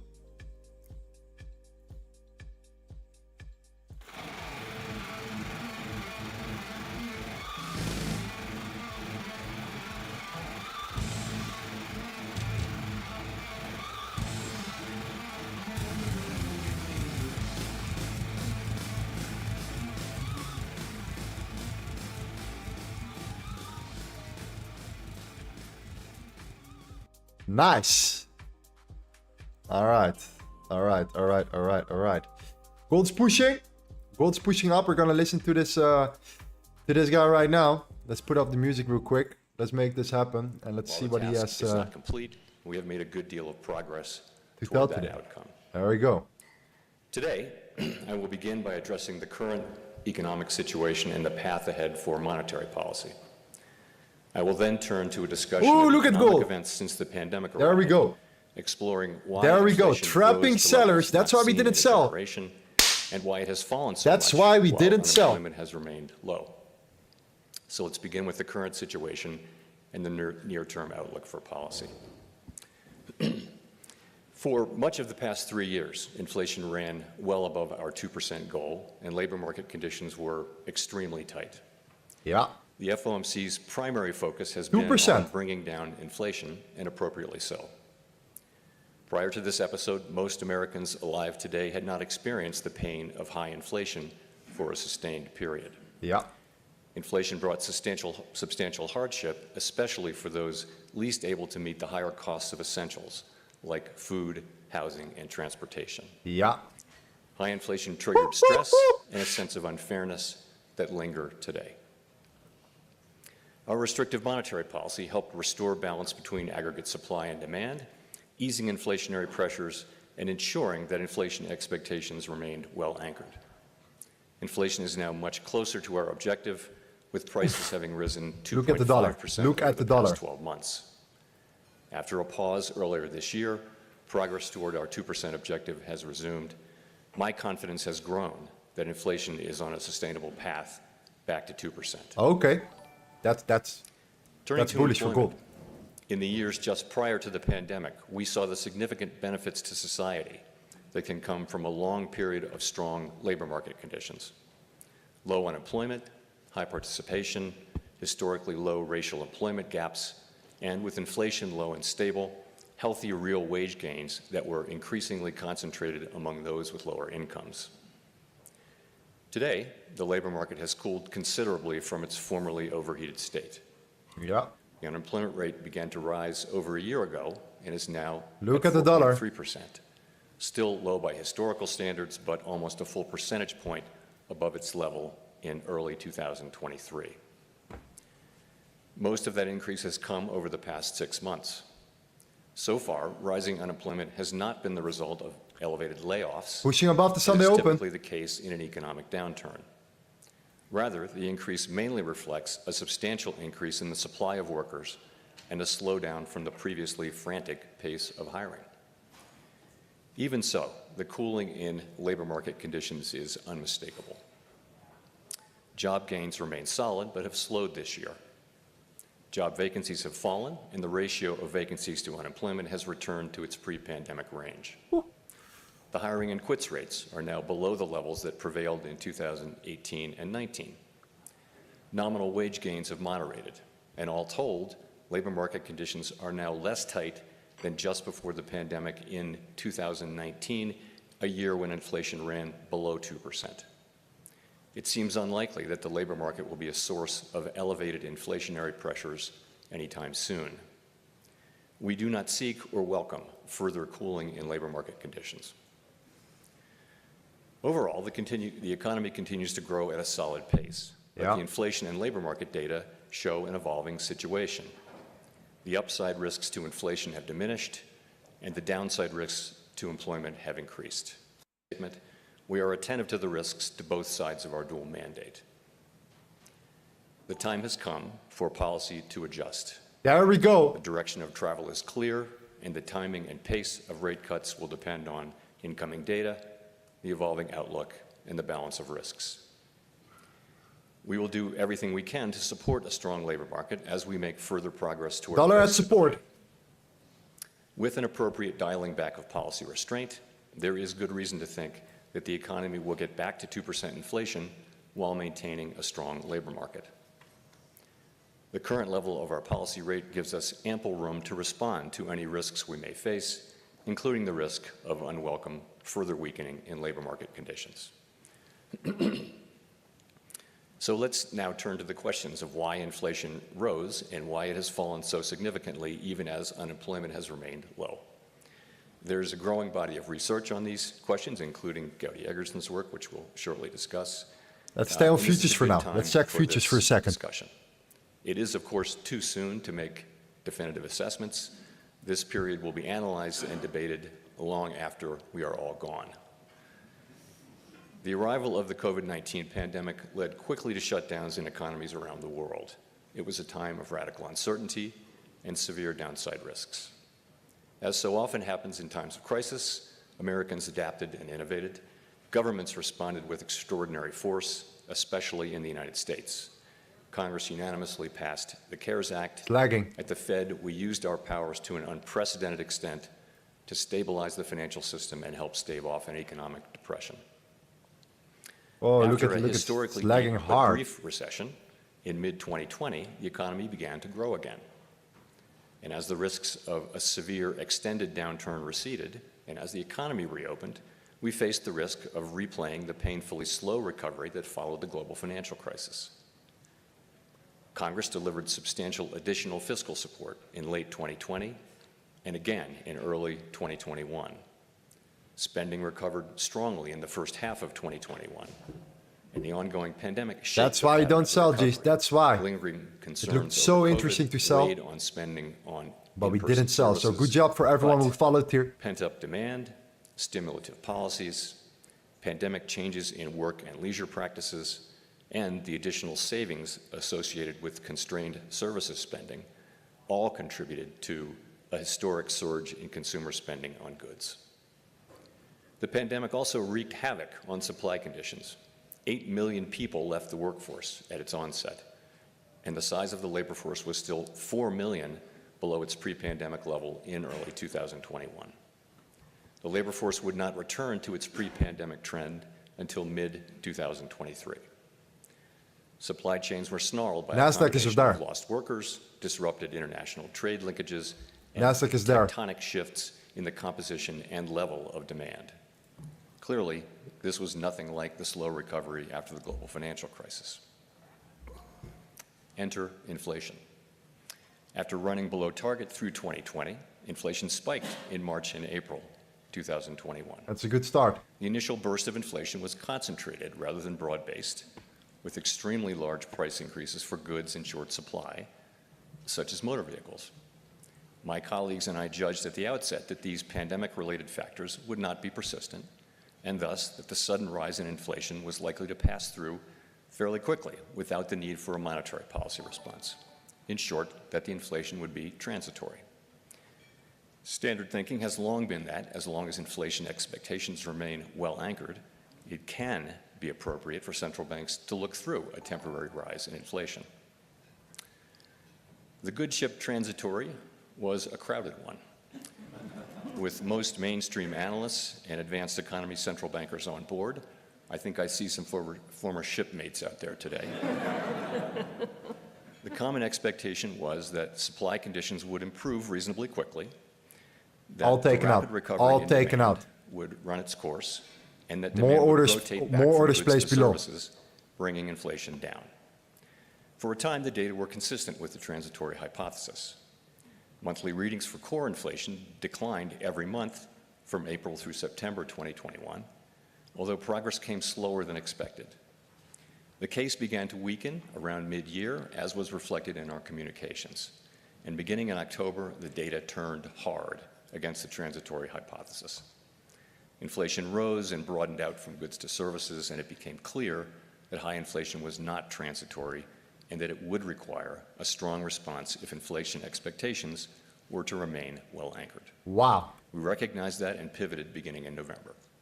Financial conditions began to tighten, and after phasing out our asset purchases, we lifted off in March of 2022. By early 2022, headline inflation exceeded 6% and core was above 5%. New supply shocks appeared. Russia's invasion of Ukraine led to a sharp increase in energy and commodity prices. The improvements in supply conditions and the rotation in demand from goods to services were taking much longer than expected, in part due to further COVID waves in the United States.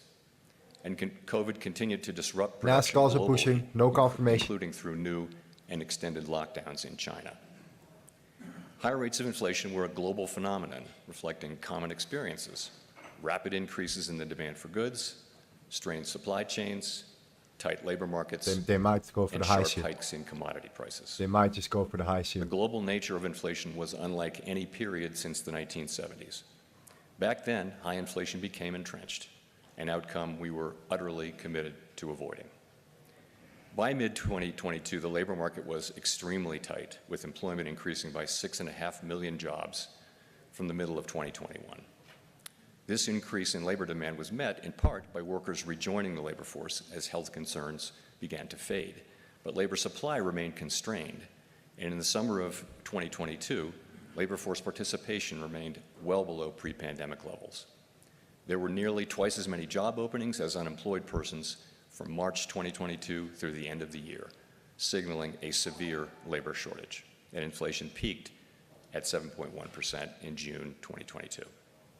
At this podium 2 years ago, I discussed the possibility that addressing inflation could bring some pain in the form of higher unemployment and slower growth. Some argued that getting inflation under control would require a recession and a lengthy period of high unemployment, and I expressed our unconditional commitment to fully restoring price stability and to keeping at it until the job is done. The FOMC did not flinch from carrying out our responsibilities, and our actions forcefully demonstrated our commitment to restoring price stability. We raised our policy rate by 425 basis points in 2022 and another 100 basis points in 2023, and we've held our policy rate at its current restricted level. It's going up, 72%. Since July 2023. The summer of 2022 proved to be the peak of inflation. The 4.5 percentage point decline in inflation from its peak 2 years ago has occurred in a context of low unemployment, a welcome and historically unusual result. So, how did inflation fall without a sharp rise in unemployment above its estimated natural rate? Pandemic-related distortions to supply and demand, as well as severe shocks to energy and commodity markets, were important drivers of high inflation, and their reversal has been a key part of the story of its decline. The unwinding of these factors took much longer than expected, but ultimately played a large role in the subsequent disinflation. Our restrictive monetary policy contributed to a moderation in aggregate demand, which combined with improvements in aggregate supply to reduce inflationary pressures, while allowing growth to continue at a healthy pace. As labor demand also moderated, the historically high level of vacancies What a relative candle, to man. unemployment Wow. has normalized primarily through a decline in vacancies, without sizable and disruptive layoffs, bringing the labor market to a state where it is Very no good that we longer didn't a sell. source of inflationary Very pressures. A word on the critical importance of inflation expectations. Standard economic models have long reflected the view that inflation will return to its objective when product and labor markets are balanced without the need for economic slack, so long as inflation expectations are anchored at our objective. That's what the model said.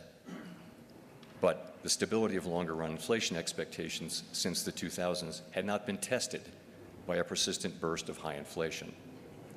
It was far from assured that the The inflation higher we anchor go, the would better hold. it is right now. Concerns over de-anchoring contributed to the view that disinflation would require slack in the economy and specifically in the labor market.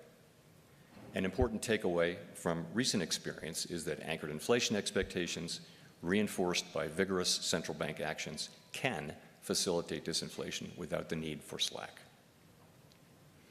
This narrative attributes much of the increase in inflation to an extraordinary collision between overheated and temporarily distorted demand and constrained supply. While researchers differ in their approaches and to some extent in their conclusions, a consensus seems to be emerging, which I see as attributing most of the rise in inflation to this collision. All told, the healing from pandemic We'll distortions, keep going. We'll our keep efforts going. to moderate aggregate demand, and the anchoring of Keep going. expectations have worked Dollar together to breaking put down. inflation on what increasingly appears to be a sustainable path to our 2% objective.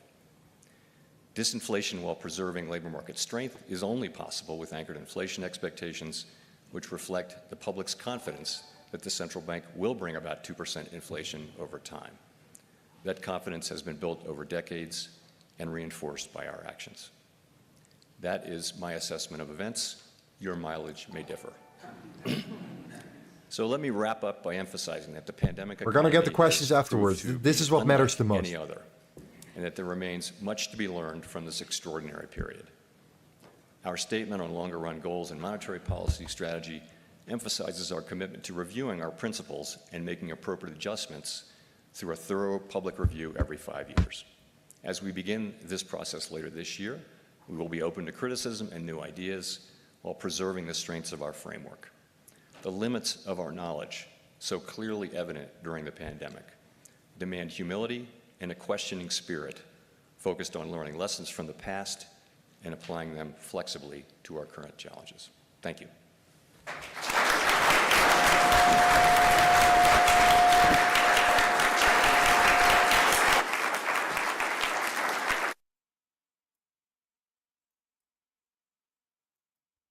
Okay.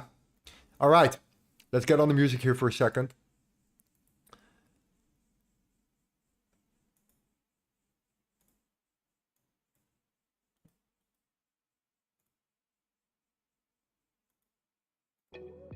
There we go. Okay, that was it for now. All right. That's all we need to hear. It's time for potential rate cuts here. This is gonna come up tremendously. You saw gold dropping immediately. So we were, man, everyone was looking for sells at that particular moment. The thing with bias is you are, obviously the rule for me personally, you cannot buy in daily resistance. If you start buying into daily resistance right here, really nasty, really nasty. But everyone who didn't sell, congratulations, because that was the right move. It was the right move not to sell when price was giving you that indication here of resistance, inducing everyone to go short, and then now flipping bullish, taking practically everyone out that went short right here in that retracement. Okay, so super critical. I said it's that we have that little devil in my ear, right? Renzo, sell. This is the moment. It's the spot. It's the spot. No way. No way. However, we have now taken out the majority of these highs aggressively here. It wouldn't be gold if it's not for a Friday, if price would still reverse and potentially come down here. Okay? So therefore, do take in consideration that this might not be even the end of all. This might just continue. Just to swipe the highs and still come down here. It would be typical for a Friday, typical for a news event like this to take out everyone long, short, then still reverse price back to where we came from and resume our processes. Therefore, the dollar right now at the moment is holding above that support. Okay. Current support right there, sitting there. If we close below it, not good for the dollar. If we manage to reverse and we close above it, it's still holding in that range. So nothing has changed. Price came down to take out these lows here. That's what practically anything that happened here. We took out the lows. If we hold this support on the dollar, then nothing is changing. Then our bias is still the same. A reversal might still occur here. Okay. You want to wait for the confirmation setups here. You can enter as a degen and put in a long or short right now just for the fun of it. But that's not what we are doing here on the streams right here. We're really approaching the market with a little bit more professional aspect. When we take a trade right now. Similar to yesterday, right? Similar to the day before. That made a lot of sense, all right? For this case now, we're simply waiting for the right move in the market. If this is your first event, your first official news event based around Mr. Jerome speaking, then know that this is completely normal. This is completely normal. This is happening just all the time, right? Every single time when price comes up, it takes out the highs, it manipulates the highs here. You have that bullish momentum, and then boom, you close below the Sunday open. And that's today the most important part now. The fact that we are already pushing back down is if we close below the Sunday open, which will be done in like, what, 9 minutes, then I think that you could start reconsidering again a potential scenario where you could start flipping here. But it's a very, very tricky one based upon that information.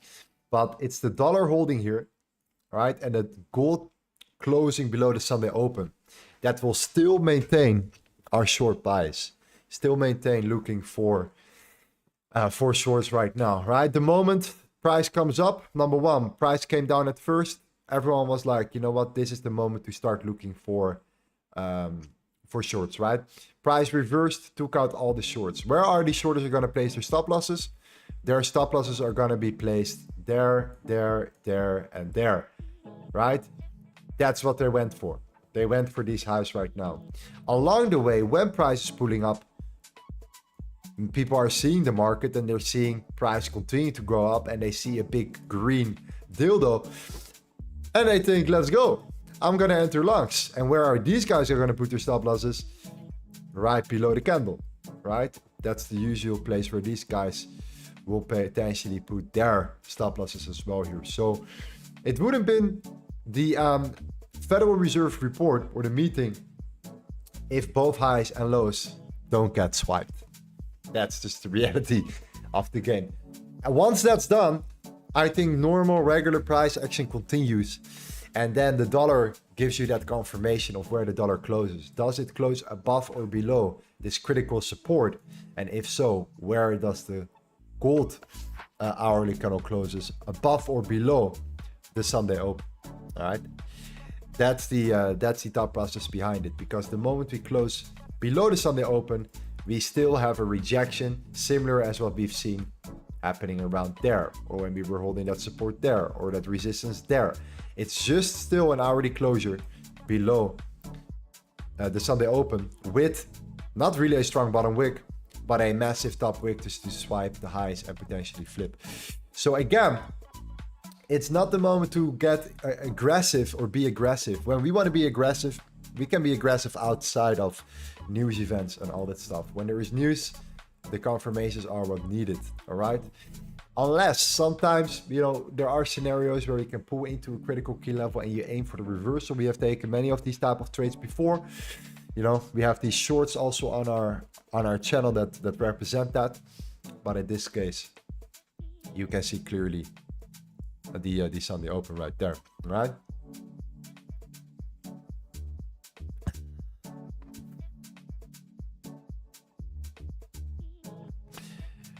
Luel says, does he actually trade live? Let the audience answer that.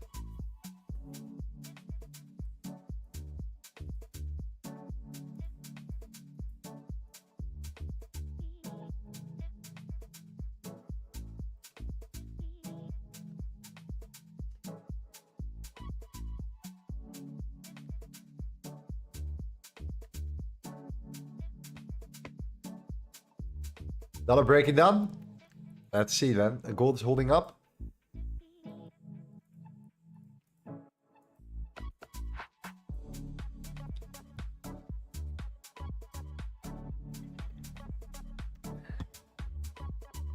Realize says no, he's only preaching his beat the meat lifestyle. Beat the meat. Yeah, that's correct. That's also true. That's also true. Lorenzo, why the dollar is going down while the news is positive for the dollar? The news is not positive for the dollar. The news is actually negative for the dollar because a lower interest rate is usually not good for the currency because it makes it less appealing for lenders.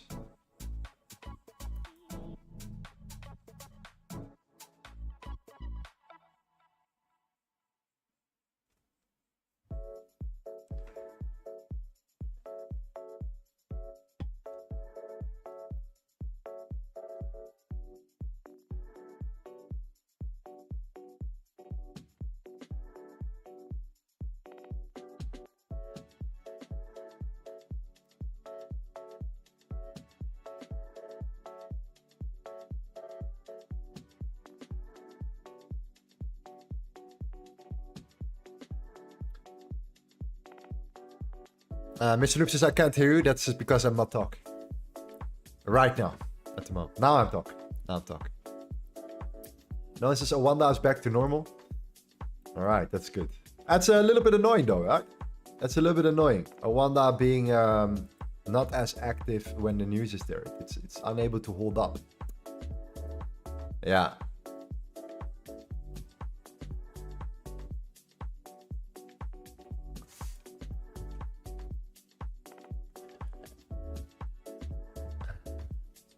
Dominic says we will continue with the spreadsheet from October until the crazy season ends and we start another winning streak. Maybe, but for now we're doing our, we were trading with our Top Step funded accounts. All right, we actually had another account on top of that as well here. We're actually scaling up right now as well. So let's see how far we can take it. Maybe we can take it all the way towards the max funding. Something like that. So yeah, I put another challenge on top. All right, that's the goal. We need to get this up towards what, 6% as well. Very slow, very steadily. That's the idea as well on the side, right? So for now, I think this is a great way of doing it. And then later we can decide here what we can do. Most importantly, don't rush the process, and you will get your payouts. We're getting our payouts. That's what matters.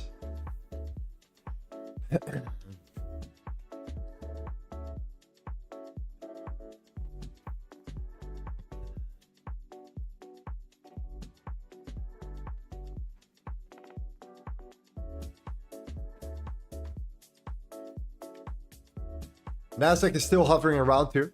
So yeah, I'm really interested in seeing where we close this. Because if we do close below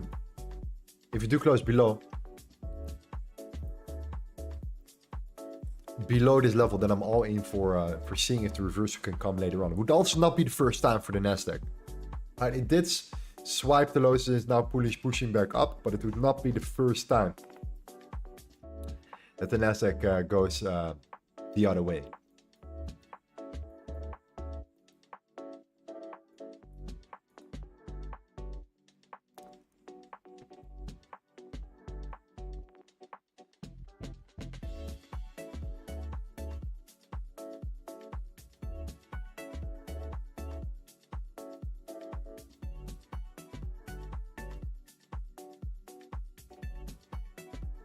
Yeah, just simply look at how this hourly candle here now has been pushing and pushing and pushing up here.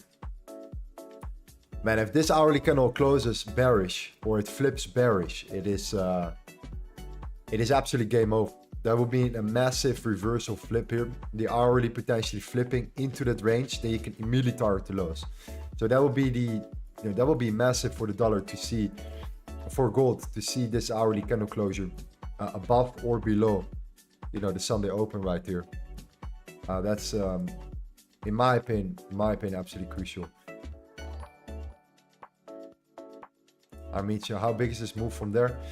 170 pips. Yeah, 170 pips.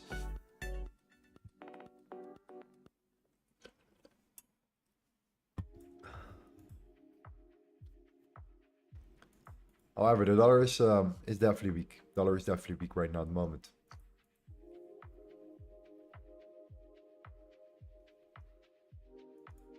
There we go.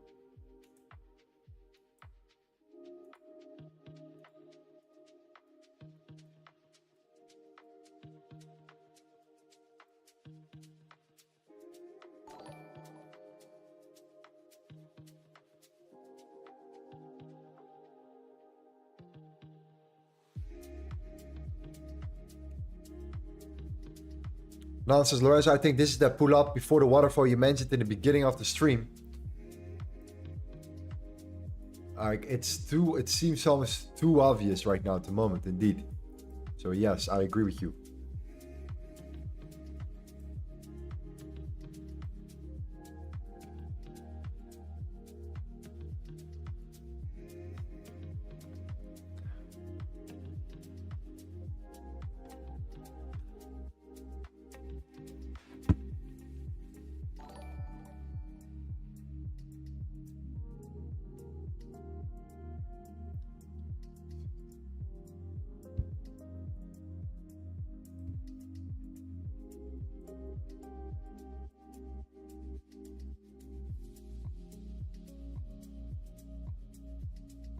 90 pips.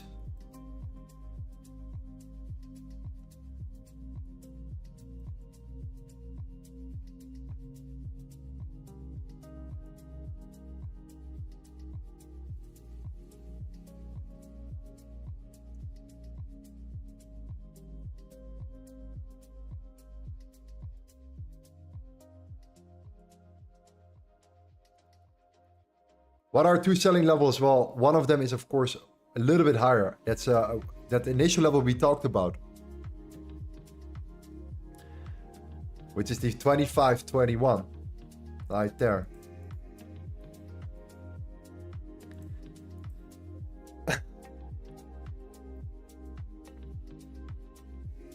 Everyone is in FOMO mode right now. They see price moving up and they think I need to be in position now. I need to be in position now. It's not gonna work. This is news. You have to stay focused. Depends how you approach the market. If you want to approach the market like a degen, then good luck. But if you want to approach the market like a G, then this is the moment to become a slightly more professional.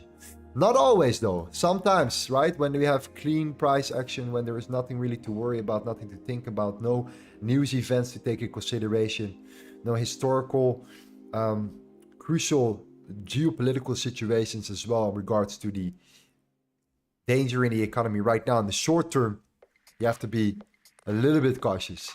That's it. That's it. When the setup comes, it comes. If it doesn't come, it doesn't come. I want to trade as much as you want to trade. But I know when to trade and when to look for the right setups from my perspective. What I believe is a right setup. And when it comes, it comes.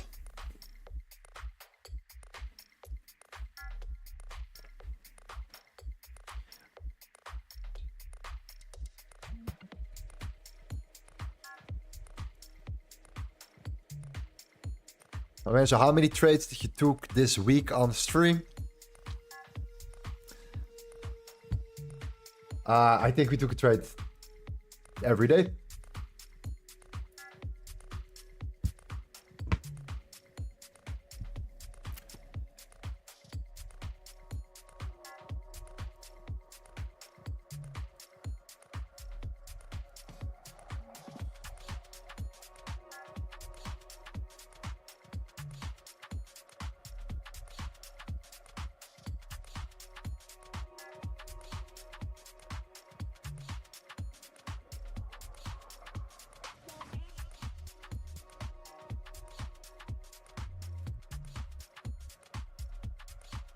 Dollar is tanking, all right? Dollar is coming next towards this next level. This is interesting. So if the dollar bounces from this zone at 100.745, and if you want to find like a day trade or something in that matter,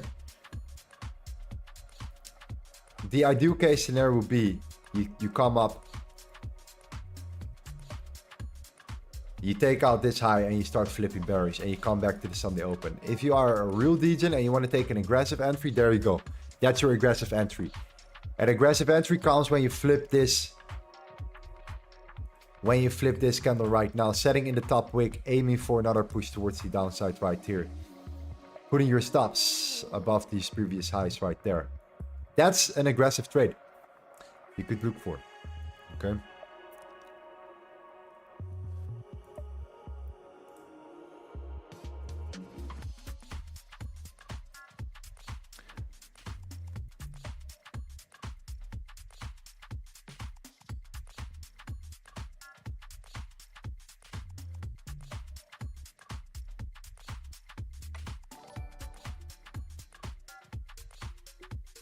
The ideal case scenario, we will get towards the 25, 22, 21. And then start getting rejected there, right? That will be the ideal case scenario. Why? Because we then know that all the highs are taken out. We tap into this top range. This was the range that was set in on a Tuesday. We set in the top range, we come back up, we tap into that zone, and we get rejected from that level, taking price towards the downside. Something like that would be the ideal case scenario. We want to say, let's take out the Wednesday Asian session. Let's take out the highs right here. Let's see if we can tap up in that, tap into that zone, and then hold our trade right there putting our stops below and start targeting the lows. That will be a good setup for me. That will be like a nice, clean, good, solid setup right there, in my opinion, based upon that reaction.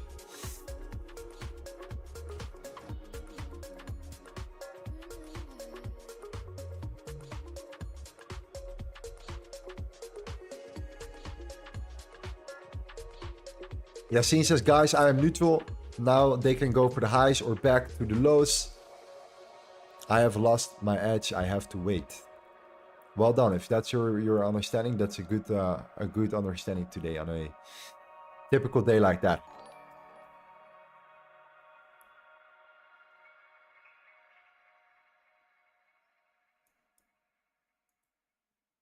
Why did the 25.21? I'm not sure if you guys remember it from Tuesday. We talked about Tuesday, remember?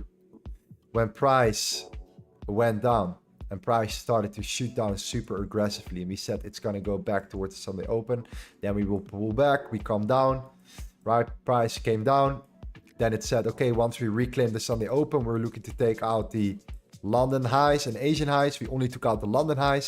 Then price started to come down the next day. Then we had that consolidation, expansion, retracement, continuation play. Now we have that recovery, and now we have that massive news candle. All right, a lot of manipulation happening right now at this particular moment to finish the week strong. So now what I would love to see, if price pulls back towards this high, this structure, right? Tapping into that initial high where we initially dropped from to take out the highs that are created. These highs are not taken out yet, all right? So the highs that were set here are not taken out. This is where a major drop started. This was the start of a major drop towards the downside. Same for these ones as well. We never took out these highs. So the ideal case scenario would be that we just take these highs out first. If we take out these highs first, and we then tap into that big structure right there, that would be, in my opinion, the ideal case scenario for a setup. That's the setup that I would take.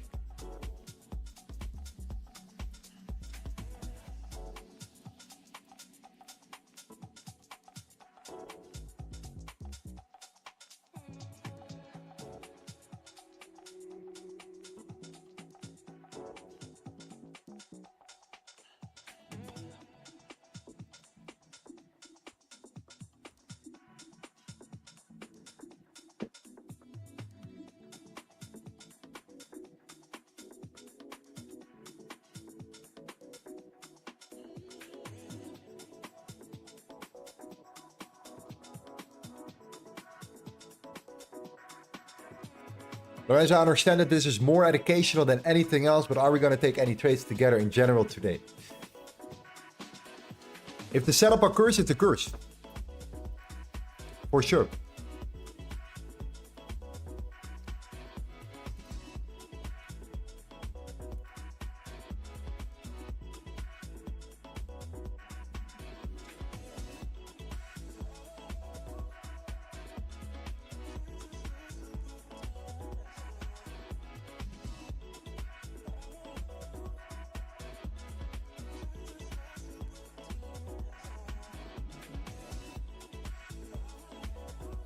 Simon says so many fake outs. Trading gold isn't easy. Trading gold is like being like a sniper. Trying to find the best possible setups. Gold is like a sniper, man. And that's what gold is all about.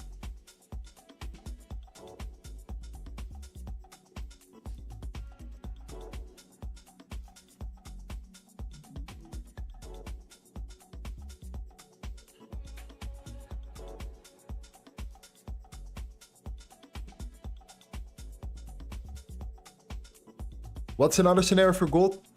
Another scenario would be the hourly candle closing below the Sunday open. If the hourly candle closes below the Sunday open, they have a major rejection, right? And if we talk about the Sunday open here, and we have this trend, and this trend is now kind of breaking out, and this hourly candle starts flipping bearish, which happens all the time, and you close it, then you know, I cannot see price continue to drive further up. I cannot see price flipping bearish and then still closing and then still pushing further. Like I would see much rather see that continuation towards the downside, and even that would be like a potential 200 pip move to the downside as well. So you have a lot of room to work with when you see that resistance, that flip, and then that continuation down. All right. So these are two scenarios. It's either up, then down, or it's down, and then closing the hourly candle below the Sunday open.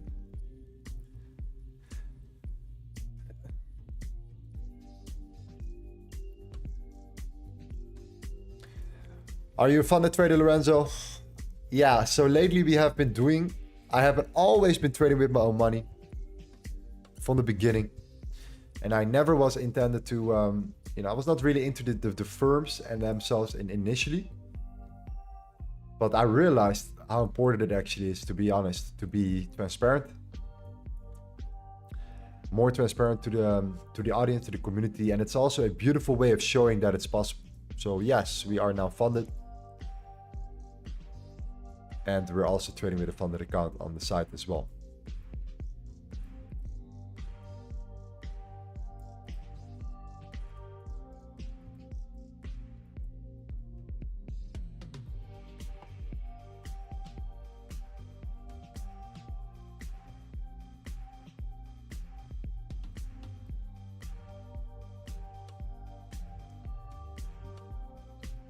That sorry, it's my first time here. Do you always come here, go live, and just watch price move without taking a single trade? Yeah, that's why it's your first time here. You answer your own question.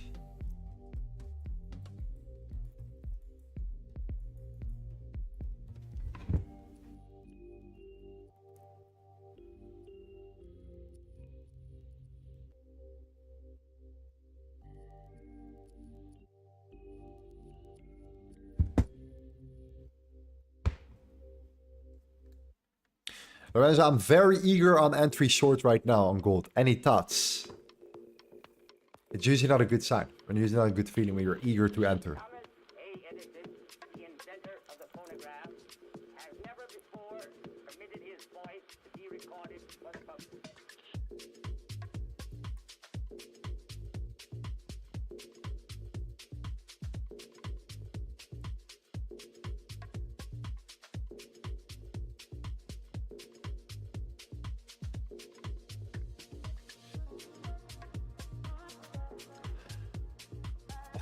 Funded is a demo account. I think this is still demo, yeah, for sure. I don't think they put your A-book.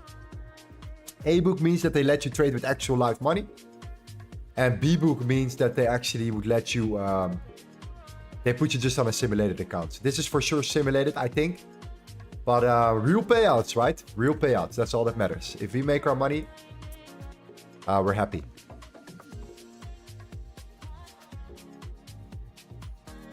Yeah. They take the money from the losers, they give it to the winners. That's what it is.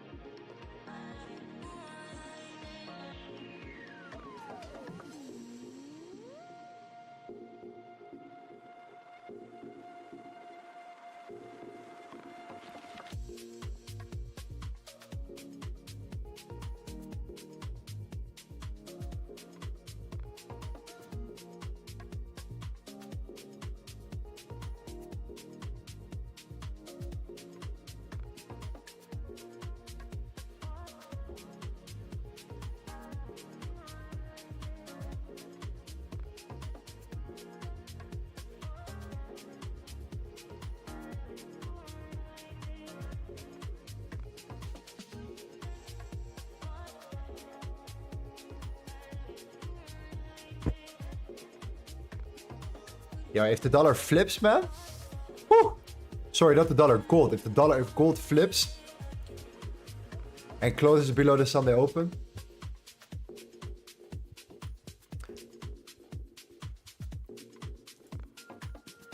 it will be really, it might get really nasty.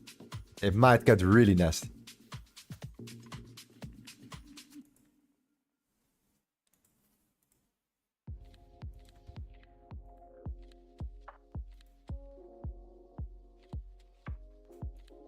There we go. Nas doing it already. Nas is pre-running it. Nasdaq is doing it. Nasdaq is doing it.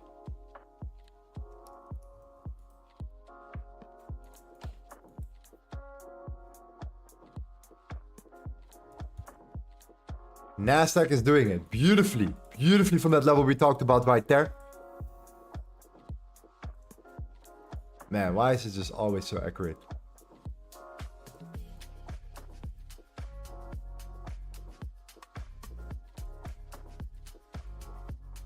That's beautiful.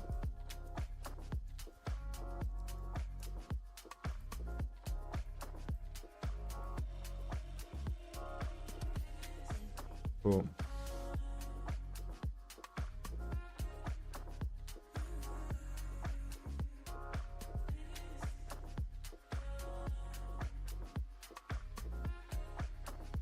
Yeah, beautiful.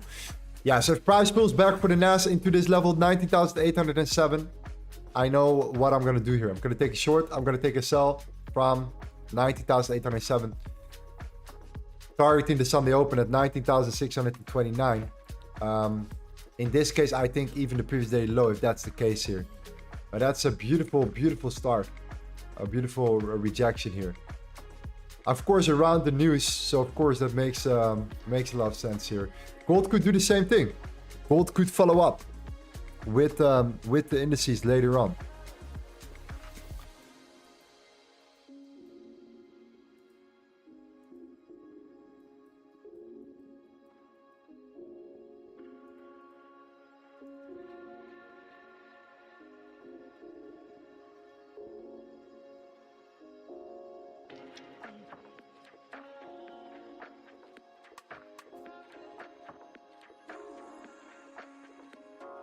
How easy could this flip?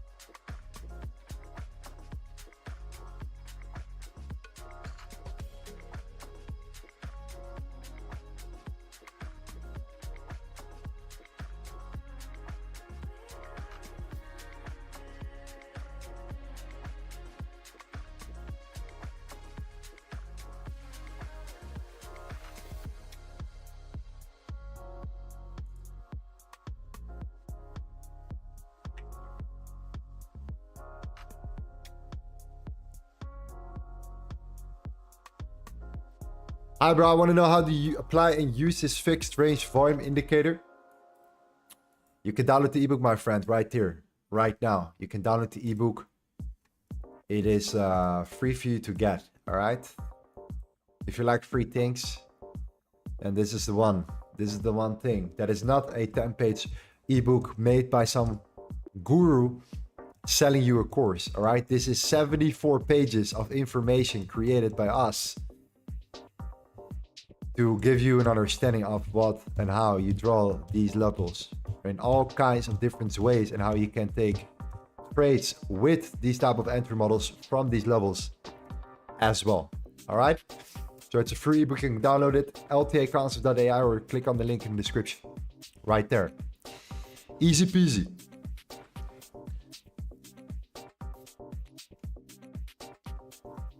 So it's actually what a lot of guys were talking about here in our group. All right, potentially pushing up first, inducing shorters to go short, pushing price up, and then still reversing down, still breaking the lows here, still coming and start breaking this initial trend, right? Still breaking down and looking for continuations towards the 24 175. Still coming back down, which is on futures. That is the 2510.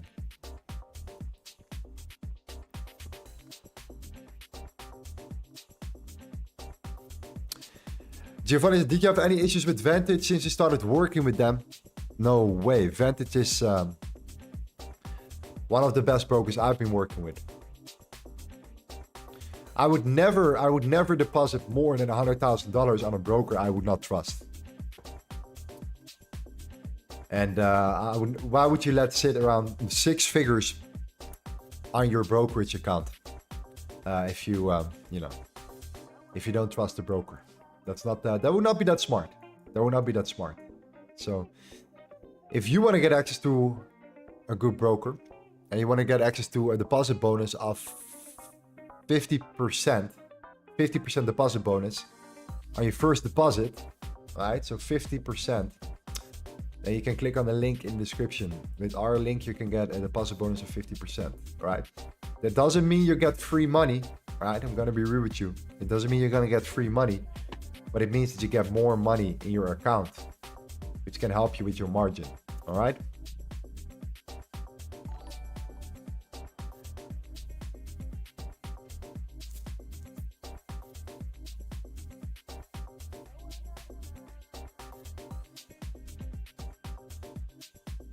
I think the short, I'm only thinking to short now. Yes, only think to short called not long now. I see this as a potential scenario where we might be rolling over, and this hourly candle is what I'm looking at right here. This hourly closure below the Sunday open. Why the Sunday open? Because it's the opening price of the week. It's kind of the most important level throughout the week, and especially when you have been ranging around it. This is what you want to know. Closure below or above. If you close below, then it's a pretty obvious sell. If it continues to close above, then we need probably to take out these highs before getting into that next layer of resistance, which can also allow us to sell as well.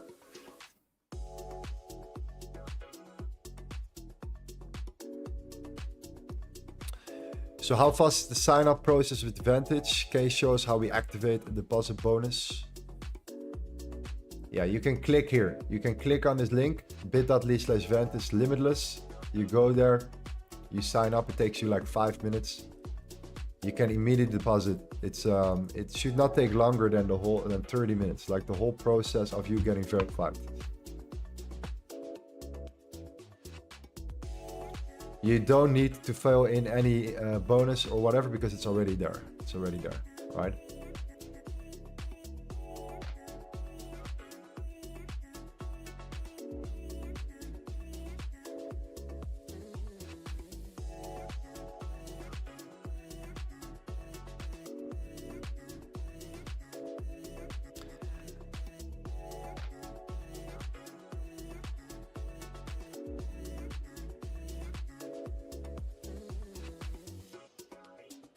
Yeah, really a moment of truth for the dollar to see, for gold if you close above or below the opening price of the week.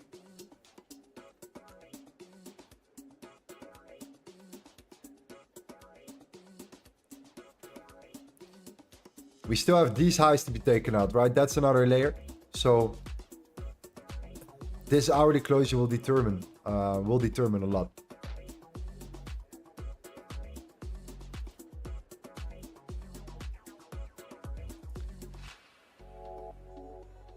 While we're waiting for the hourly closure, let's see if the guys here in the chat, in the group, are looking at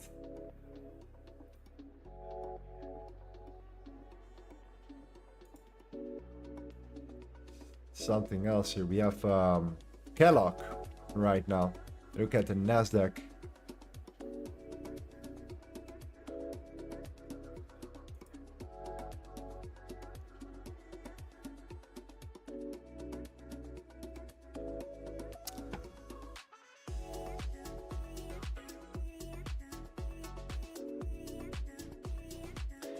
Still packed.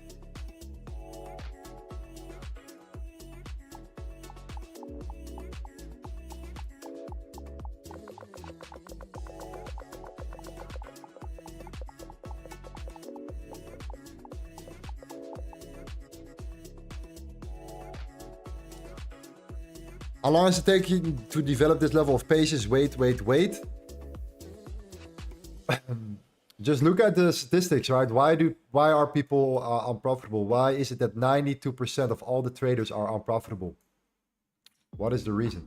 What are the main reasons you guys think? Let me know in the chat. What is the biggest reason you guys think that 92% of all the traders, and that's a fact, are unprofitable?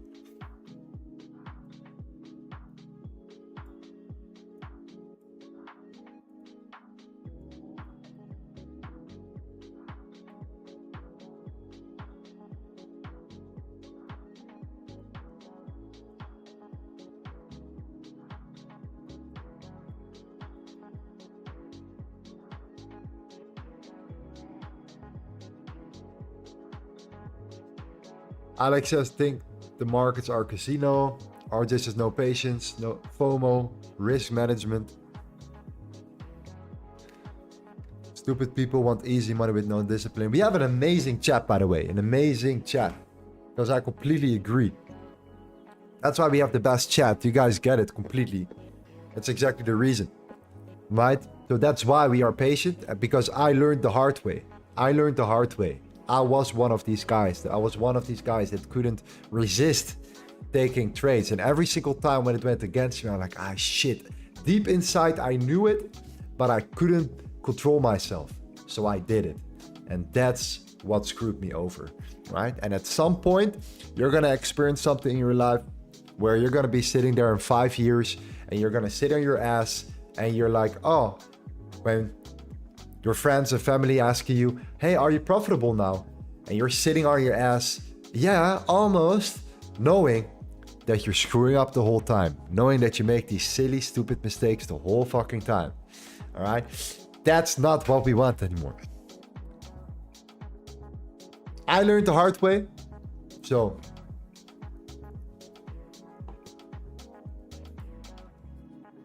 I know what to look for. And sometimes that doesn't mean you should never trade. That doesn't mean you should only take one trade a day. It means that sometimes you're going to have periods where you take 3 trades in 1 hour. And sometimes that means that you sit on your hand the whole day and do nothing. That's what trading is about. It's the opportunities that present themselves. So don't follow the rule, 1 trade a day is all you need. No, if you see more opportunities, take more trades. It's that simple. But does it align? Does it align with your strategy and your approach? That's what matters. So shout out to the chat. You guys are G's. Because that's what trading is about. That's how we make money and that's how we stay funded. And that's how we work towards our payouts, right? That's the only way.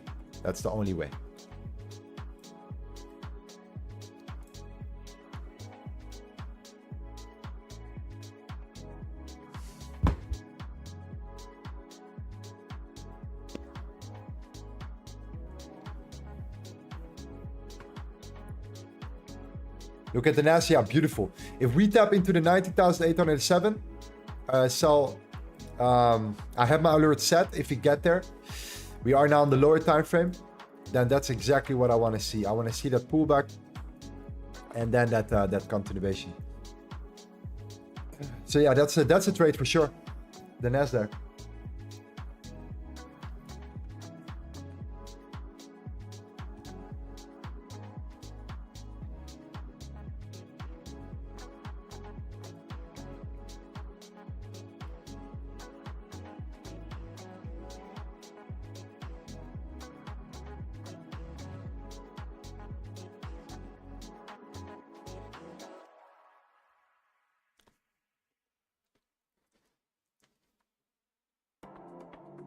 Any comments on the dollar? Yeah, the dollar right now is just weak, obviously. Like we might be even coming down a little bit further towards this level, the 107.45. The 107.45. There is actually a chance that gold just goes for these highs we've been talking about right here. But I'm either shorting from here or I'm either shorting from here. So these are my 2 scenarios, my 2 trades. which I would look for right now. For the Nasdaq, if Nasdaq pulls up, I'll be very pleased.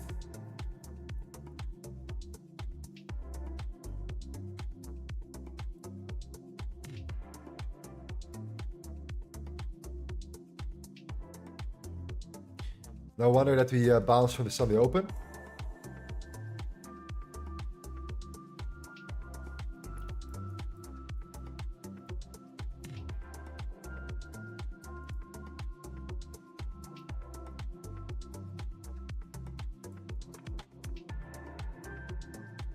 Where's the previous day low? Previous day low is right there.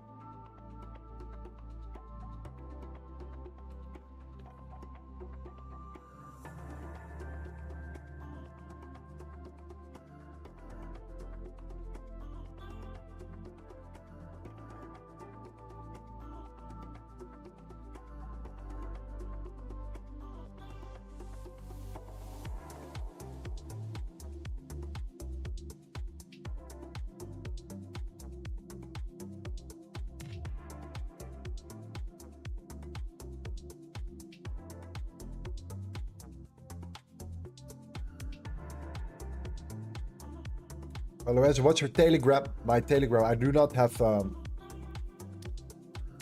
I do not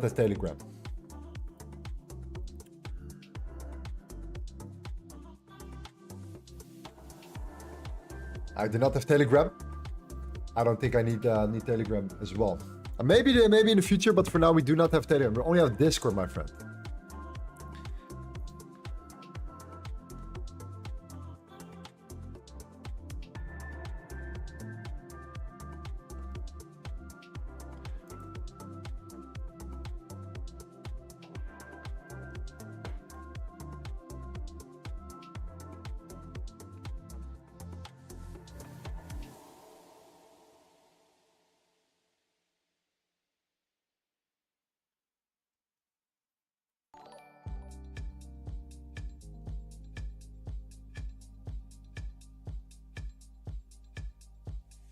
Shika says, I'm sorry for repeating, but tell us, please, what about the most effective indicators for conservative intraday trading, and what indicator did you start your trading with at the very beginning?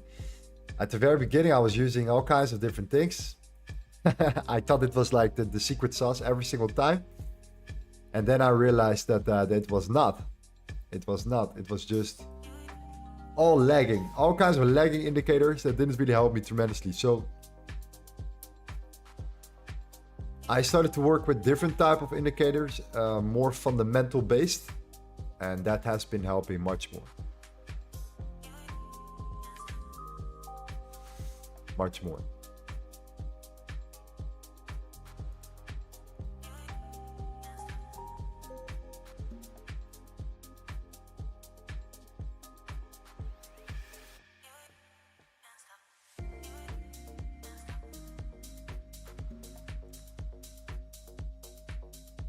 As you can check out gold on the daily. I mean, just look at this daily candle, man. Just look at this daily candle. We have no bottom wick.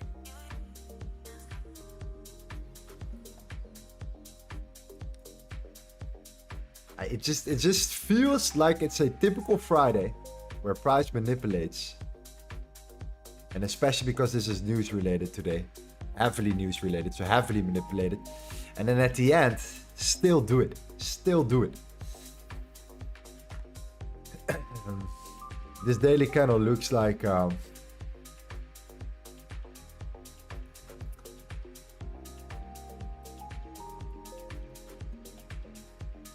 looks like a trap here. We're in that daily resistance, by the way.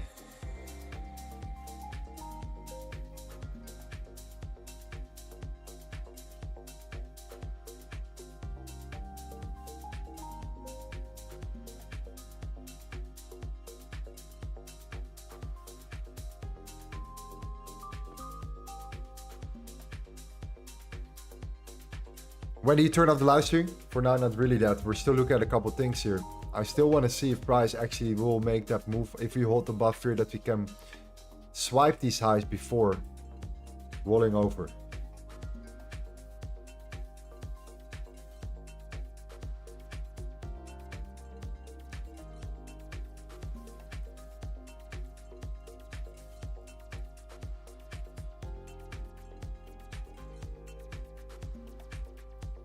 But definitely not now. Definitely not now selling now.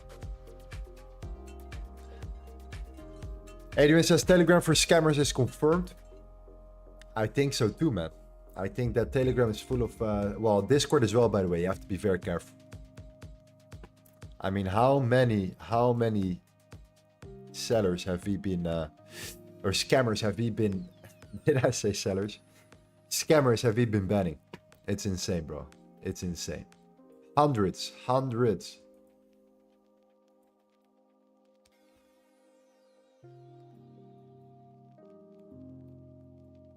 Just be cautious there.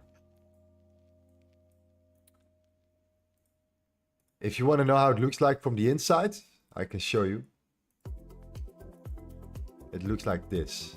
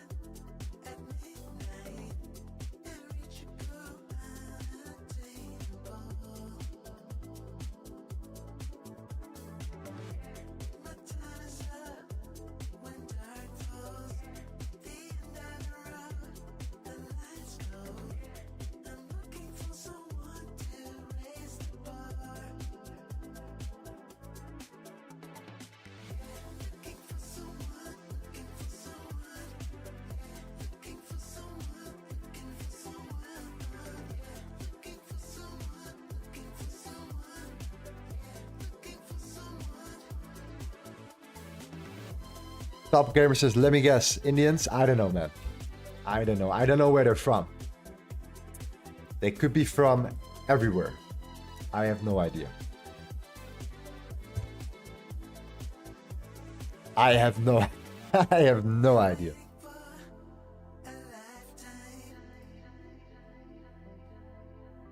Yeah. Just don't trust it, man. That's it. Simple. Don't trust it. Lorenzo, hey, how is your trading going? Oh yeah, I have this copy trading system.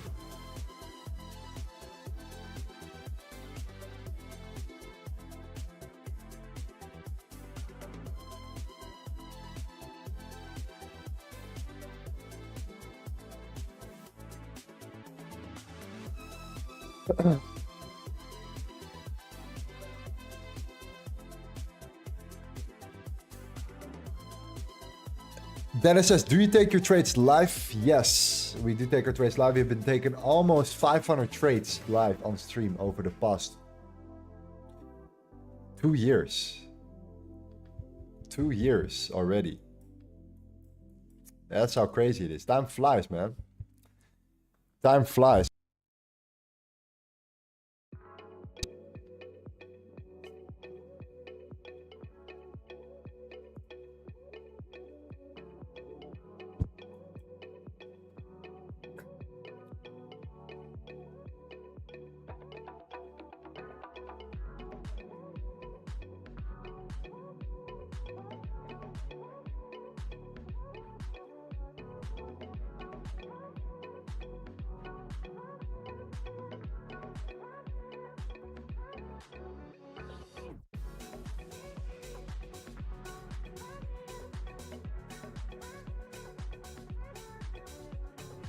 Why is it so important to take out these highs? Well, if you close this hourly candle above here, because the hourly candle closed above, then obviously you're gonna go for the Wednesday highs. The Wednesday highs are, I think, a bunch of liquidity. I think that has not been taken out yet. I think once that has been taken out, I almost think like, okay, mission completed type of scenario.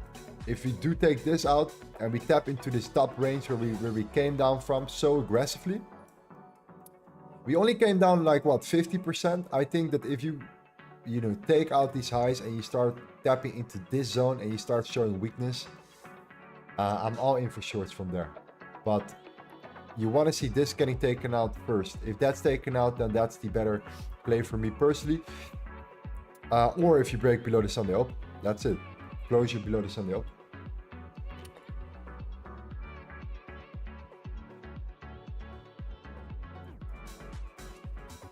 Lufati says, I remember the time Lorenzo was trading the 1 minute live.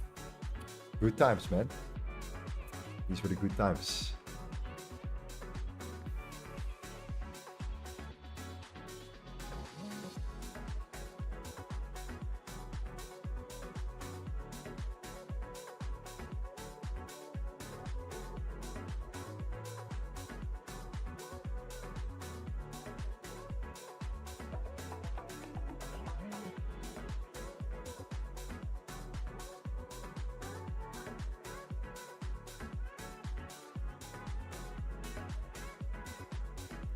Privilege says, best strategy for beginners is to trade with a demo account until you have your own strategy.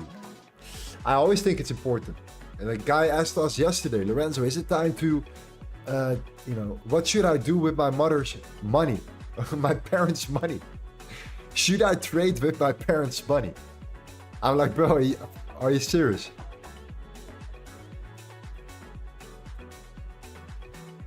The last thing you should do is trade with your parents' money.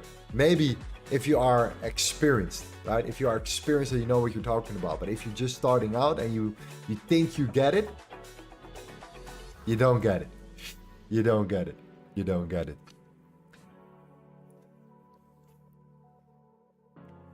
So the best thing you can do is to start out with your own money.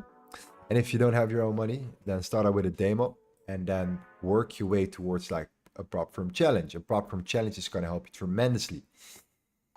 Right? More money is what we need, in essence. Like, if the system is the same and if nothing else changes, the only thing that you need is more money. So you don't have to think from your mindset, oh, I need to make 20% a month. I need to double my account. Unreasonable targets, right? Then you can say, oh, wait, I'm funded with 100K and I just need to make 3% and I have a monthly salary above the average salary. Boom. That's the mindset. So it's skills over money right now. Skills come first, money comes after. You can, what I would do, you know, put some money on a broker so you know how it is to work with real money, like with a real like demo account, right? So real money, not a demo account, and you start playing around, right? And gathering the information. And have a spreadsheet to track everything that you do before you start the challenge. Otherwise, you also waste your money, right? So find a balance. Find a balance.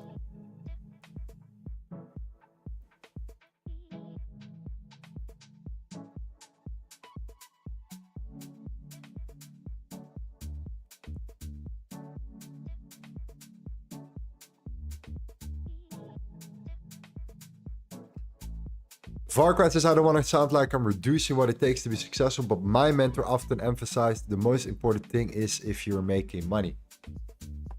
Yeah, that's true. If you can make money. If you can make money in a consistent, that's true. That's true. That's true.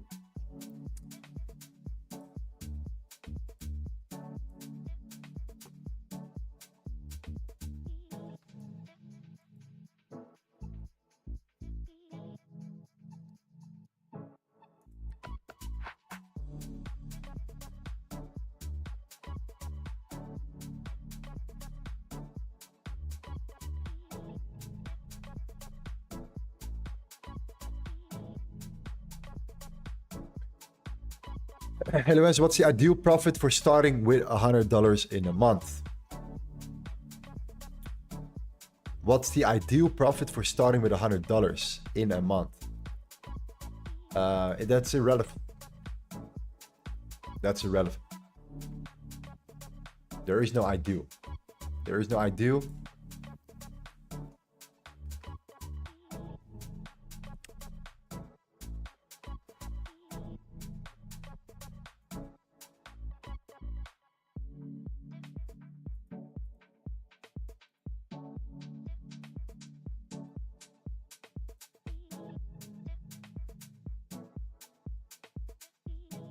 Because it's not about the money, bro. $100 is not much, right? And it might be a lot in some countries, but in general, $100 is not what you should be looking out for, right? If you can build a skill and you can turn that $100 into a $10,000 or $50,000 funded account over time by just practicing with your $100 account on a real broker, then that's worth it. That's worth it.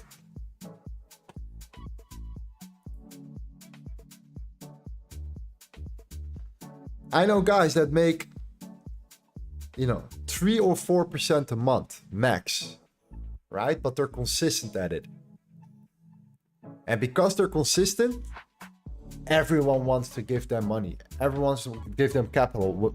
They are funded. They can trade with hundreds of thousands of dollars of funding. They make 3 or 4%. And that 3 or 4% becomes a lot of money, right? If you have a lot of money to work with. So the idea is that you, instead of focusing on making a lot of money with a small account, you focus on building your skill and become consistent of making a little bit of money every month. And then that will turn into much more money over time because you're able to attract more money, if that makes sense. So that's what I believe.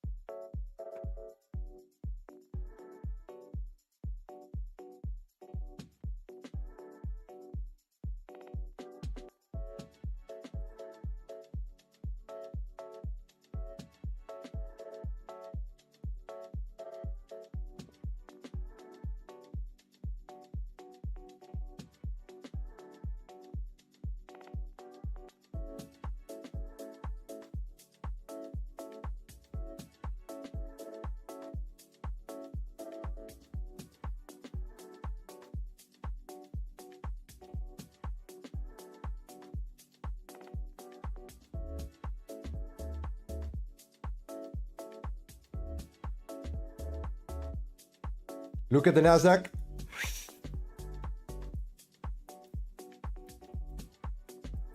Yeah, Nasdaq short. There we go. I was waiting for this one, G's. Was waiting for this one. All right. Nasdaq is back, pull back towards that zone. We have that consolidation, that expansion.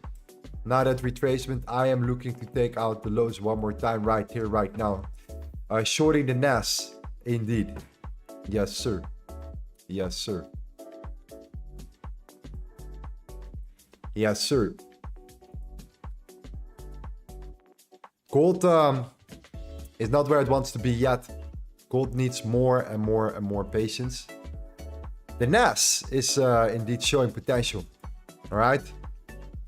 We were waiting for that moment here for the Nasdaq.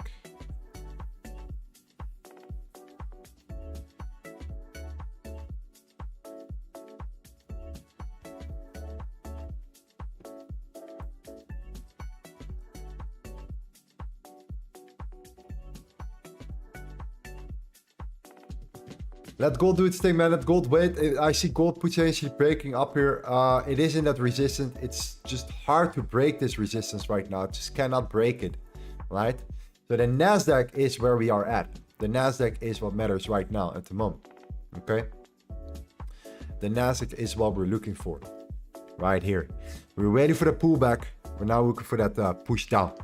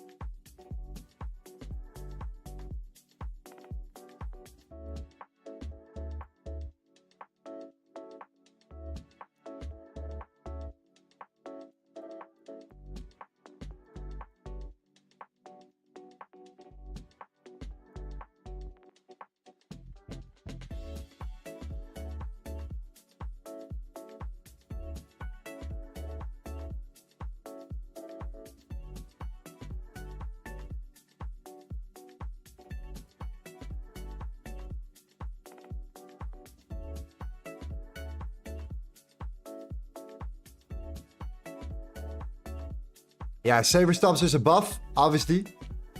Above the highs here. You want to target the internals.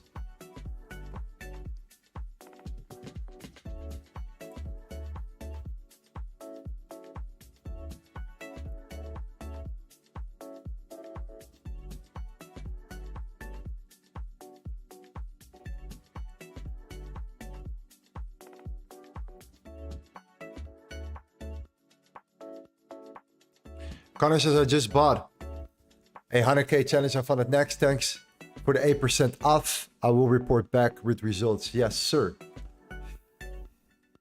Absolutely. If you want to join us along the way, you want to take a challenge as well with us, then you can join by clicking on the link in the description right here. We have set it up for you right now. We need to actually fix that real quick. Let me do this one more time.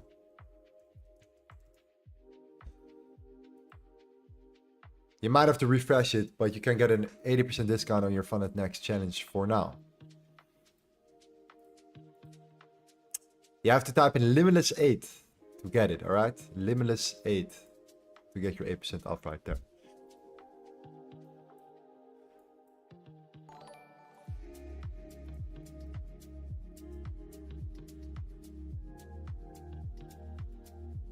Is gold going? Gold is going. It's gonna go for the highs, G's. It's gonna go for the highs. This is our point of interest. The 25.21. 25.21. That's what we're looking for. Okay?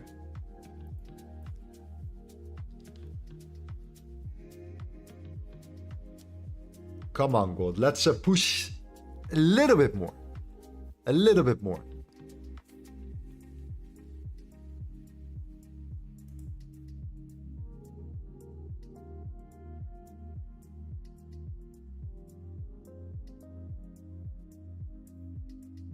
Same for the Nasdaq. Let's push down. Let's break that structure.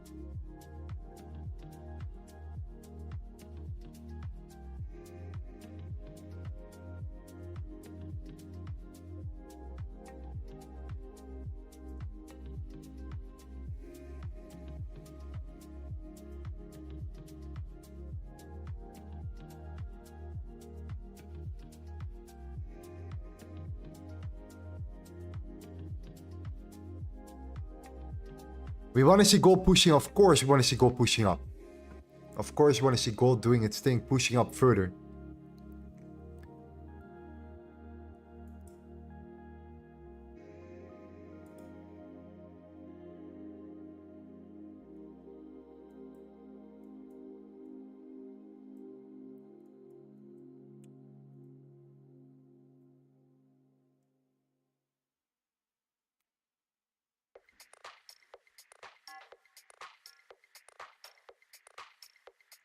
It really wants to go for these highs, G's. It really wants to go for the highs on gold.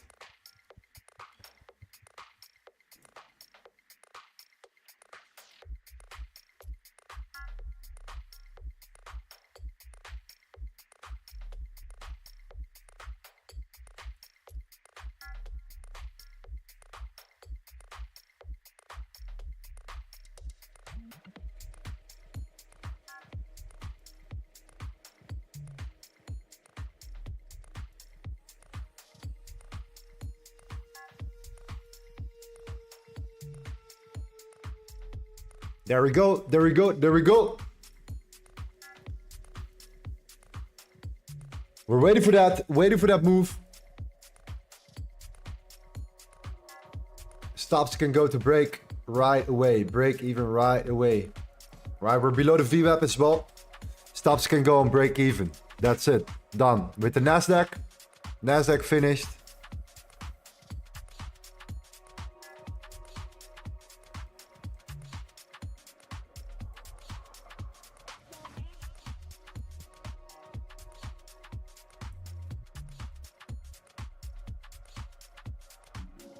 Gold doesn't want to break. Gold doesn't want to break the highs.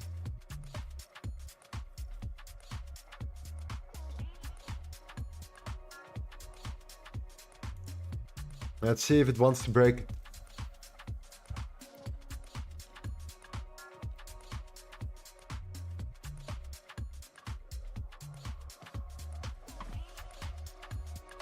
Yeah, Nasdaq is on break even right now. We are below the VWAP as well. We closed below it. We hovered around it. We broke that resistance. We don't need to reclaim that. We don't need to come back up again. No need to secure it. You want to see a rejection. You want to see that follow through. Fill up the rest of that. Fill up the rest of that gap.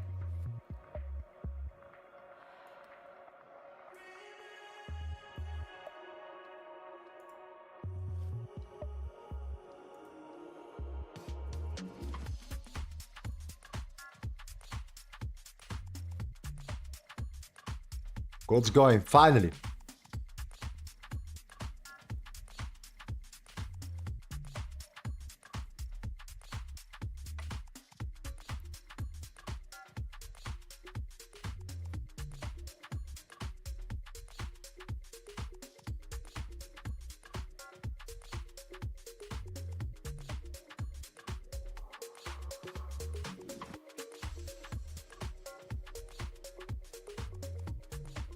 She says on gold new all-time highs incoming. I doubt it. Let's see. Let's see. Let's see, GG.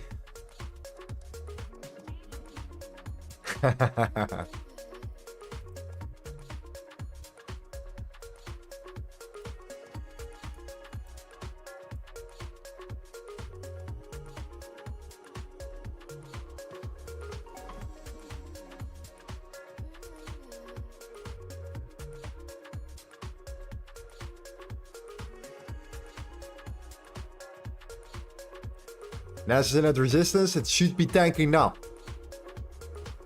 We want to see it tanking now. We have that resistance there. We closed already below it. We sniped that entry right there at the top. We now want to see that follow through, right? Give us that push. Give us that push down. Right here is fine if you want to. I'll be happy there. Come on. Easy.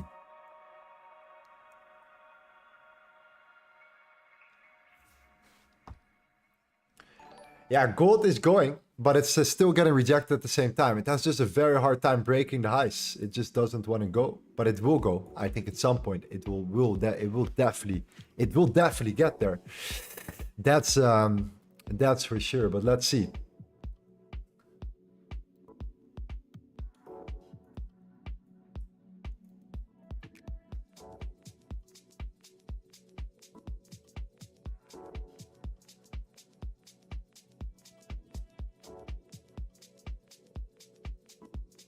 Need to roll over right there. We sniped it. We just need to now break. We already broke the internal structure, so the only thing that we want is just to see that follow through.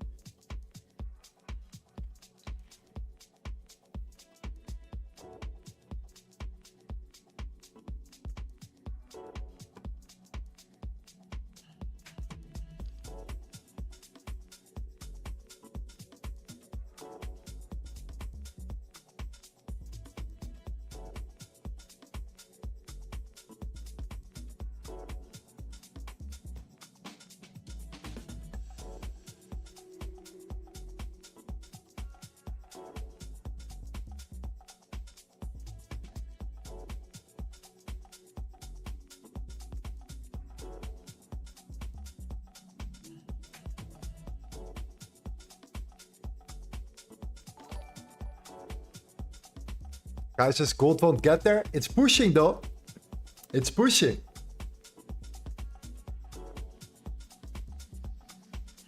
It's pushing, but it has a hard time. I agree with you. It has a very hard time.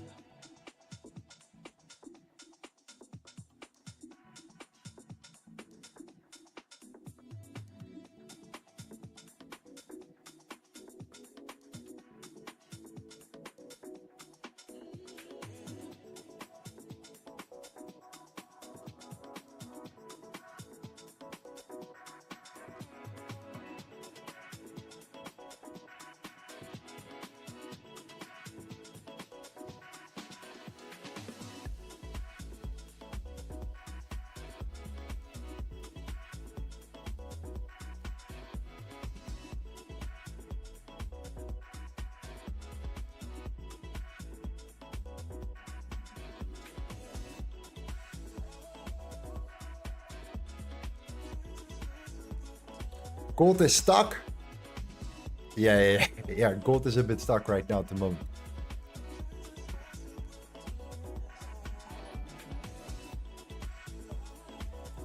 Same as Nasdaq. Nasdaq needs to tank.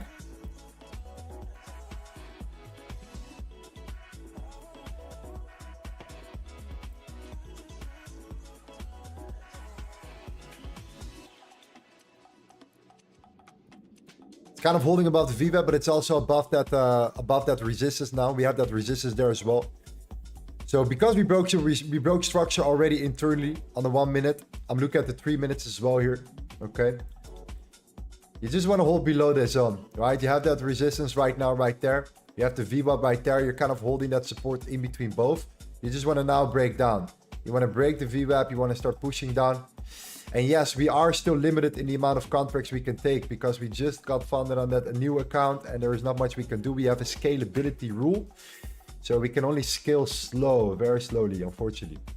But yes, we have the VWAP supporting. We have that resistance there. We need to start breaking below. It's getting very volatile at the moment, geez. Very volatile at the moment. But you're secure there regardless, so nothing to worry about. It's gold that matters now, in my opinion. To see if we can actually start thinking about that 25, 22 if price finally breaks the highs. That is a very hard time.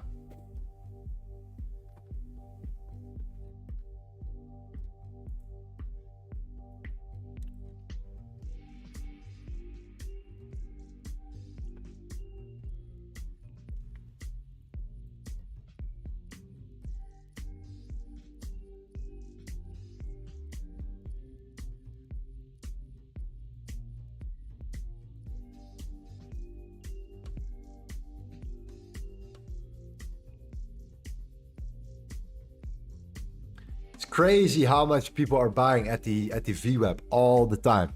Buying at the VWAP, breaking the VWAP, retesting the VWAP, and then start buying the VWAP. So they're building more and more and more and more and more of these orders right there. You can see that right now at the moment. So it's either going to be a break-even trade or it's going to be a big trade. It's going to be either like a break-even trade or it's going to really go. So it's, yeah, we'll see. We'll see.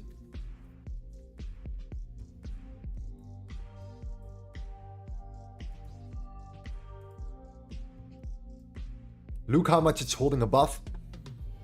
Some guys say, okay, I'm going to take out my profits right here. You could do it.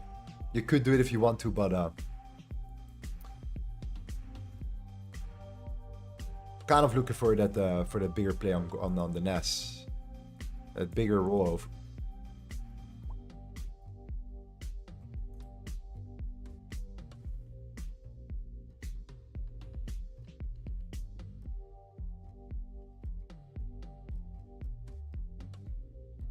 Don't have confidence for a buy. I do not like to buy when the daily candle right now currently is showing us this move through. I think that what we want to do, we would just want to swipe the highs first. I'm cool with swiping the highs, but I doubt that we're going to actually start pushing. But we'll see. We'll see. For now, gold already has a really hard time breaking above this level. So if gold already has a hard time breaking this, we have to reevaluate to see what happens after that. But yeah. The inventor of the phonograph has never before permitted his voice to be recorded for the public. Look at the Nasdaq, man. Look at how it's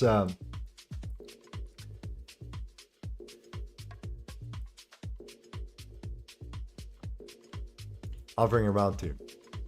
Some guys say, okay, I'm going to take out my profits and that's it. But, you know, there is just a chance that you're going to just get this follow through right now. And that means that we're just going to roll over and potentially reclaim the lows one more time here. Would not be surprised if that's the case. And internally, we already broke structure right here, right? Our entry is right there. Internally, we already broke structure. We already took out the lows here. So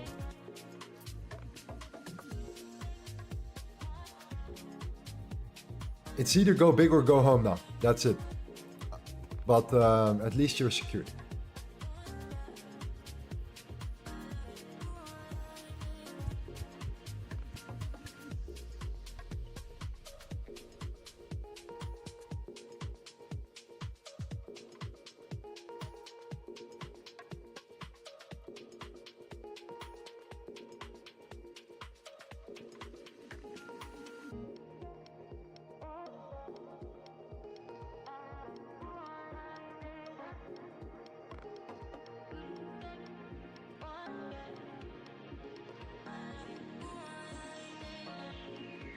Look at gold, man. This is how a gold chart looks like during news. This is a typical gold news chart right here. All right, you manipulate the lows, you break the highs, you start coming up, you start coming down, you start coming up, you start coming down, you start coming up again.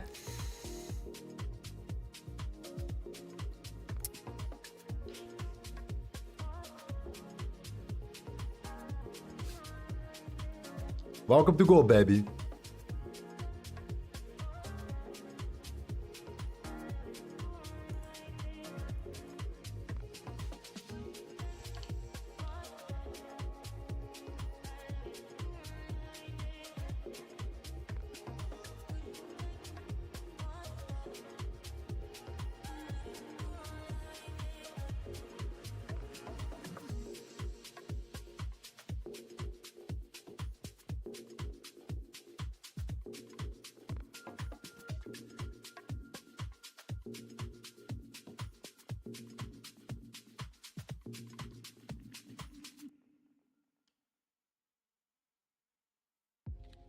Nasdaq creeping up. Okay, break even on the Nasdaq for now, geez. Break even on the Nasdaq for now. We have that massive squeeze now towards the upside, where we're holding above it for a long period of time. Price came back, couldn't break the VWAP. Couldn't break the VWAP. Because we couldn't break the VWAP, we just rolled over and we just kept pushing forward. So no need to stay in because the internal structure was already broken. And you wanted to see this rejection here, right? We were trading below it. We wanted to see the continuation back towards the 19,730, right there. We did it.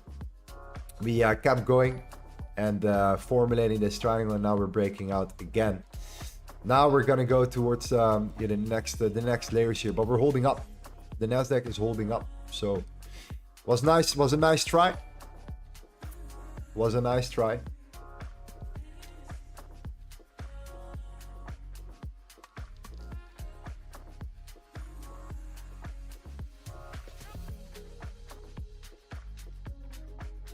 What's the VWAP name? VWAP. VWAP. VWAP. You're saying, you're already saying it. VWAP.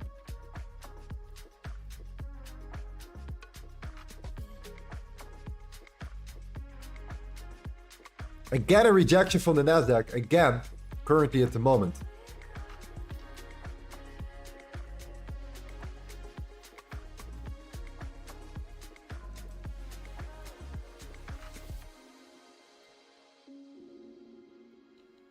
So we're out now, but if we re-break the lows again of the VWAP and we start coming down, then we might take a second trade. A second entry, a second try.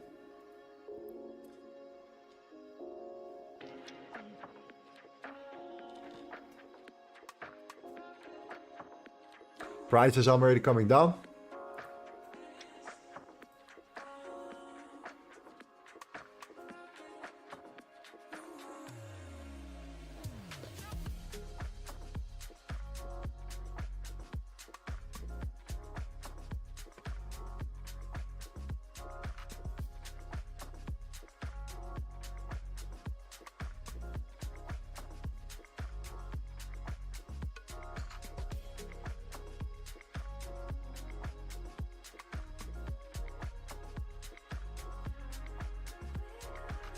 Kellogg just went long. No, Kellogg went long earlier. Kellogg went long already with when we were sitting at these. Oh, Kellogg went long at the VWAP. He went long at the VWAP. Yeah, I see it. I see it. Yeah, we could have taken profit as well. We didn't. We didn't. We don't need to. We were looking for a bigger play.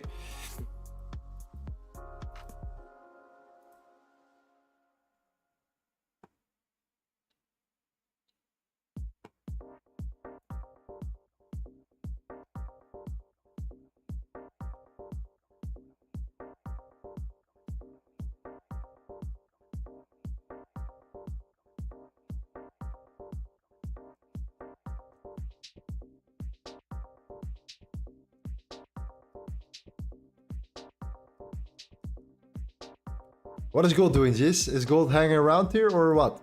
Are we going to close above it? Are we going to continue to drive? Or we just have a very, very, very hard time with breaking here?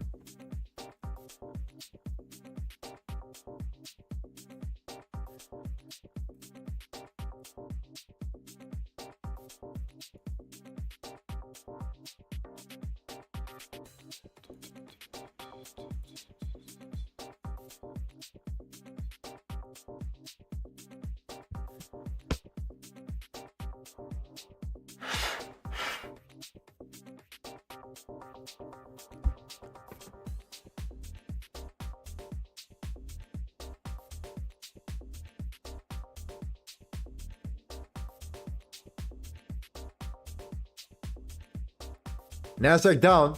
All right, good.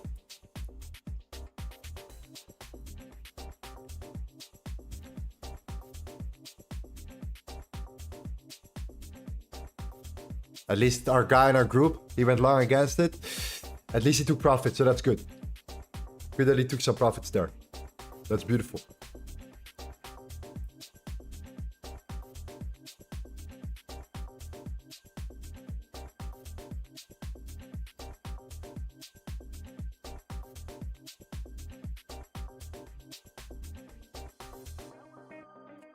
Yeah, we were talking about this move here, right? It might just go now. It might just go now.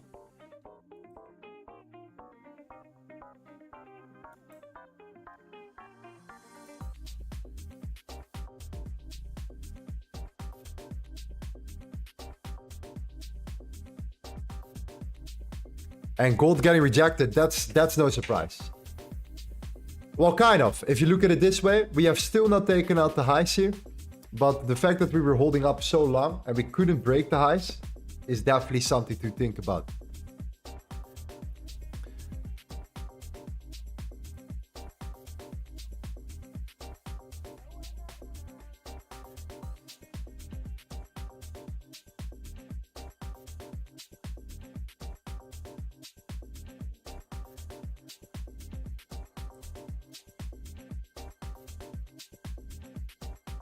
Was Nasdaq break even hit or we good? No, break even for me.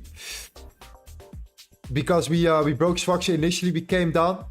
So we did this, we break down, we kept that into our position, we broke down, we broke structure, we came up and we sold off again. And the dollar was absolutely getting destroyed. So if the dollar is really looking that weak, then it's an easy way for the Nasdaq to potentially hold up here. But yeah, man, we have a new range on a smaller scale. So re-entries are still here right now.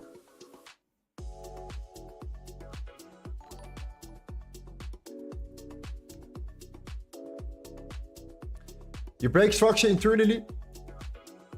You were trading below the VWAP. If you hold back down, you want to see that flush. You want to see that flush down here. We did hover around for a long time, and we started to consolidate. And then that massive push came. What actually happened was they consolidated, they manipulated one more time, and then they came down. But now you have this internal range. But even from that internal range on the lower time frame, there are tons of things you can do there. And one of these things is looking for another one around the 1979. 1979, yes.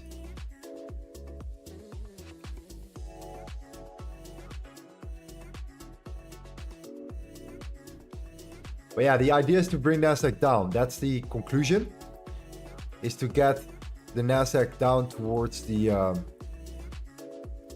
previous lows here one more time. All right, it's just following up with what we've seen here and just continuing to drive further.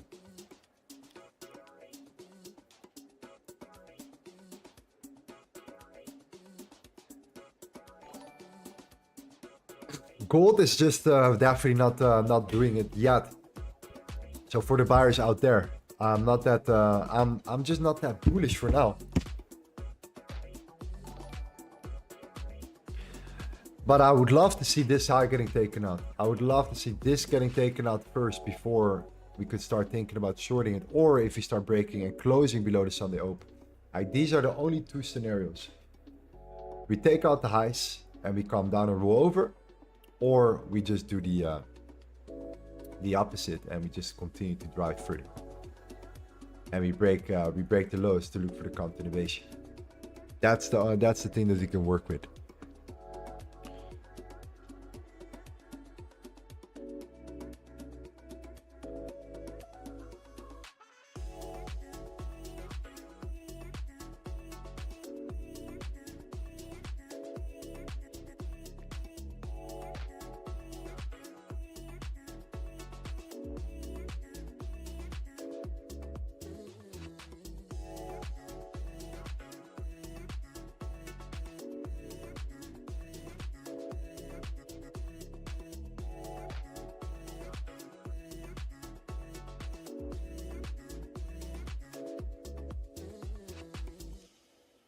Lorenzo, are you offering one-to-one trading class? One-to-one, we do, but we don't do it that often on purpose because we're very selective. Because we realize that you also need to have the right fit. You need to have the right fit. You need to have the right click. So the best thing to do is to just schedule a call in our group or fill in a form in our group if you're interested in that. But we're very selective with our processes because, of course, this takes a lot of time, and we have so many other things to do. We're streaming already for like 4 hours a day, and then we have the private group. So many things that we do on top of that here. So we have the FOREX mentorship section. You can find in a form to see if you're really serious about it, and then you're gonna go on a call with our team, not with me, but with our team.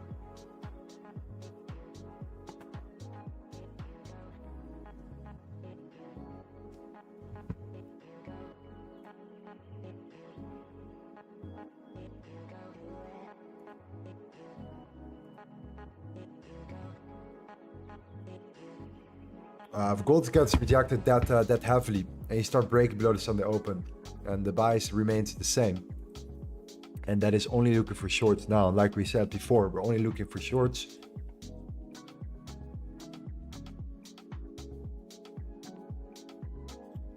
Hi Lorenzo, long time no see. Been a fan since you have started. A couple thousand followers, focused on work and life for 6 months, and now I'm back into trading. We'll watch you stream more often. Nice, awesome, bro. Great to see you. Great to see you, my friend. Great to see you once again. Amazing, amazing, amazing.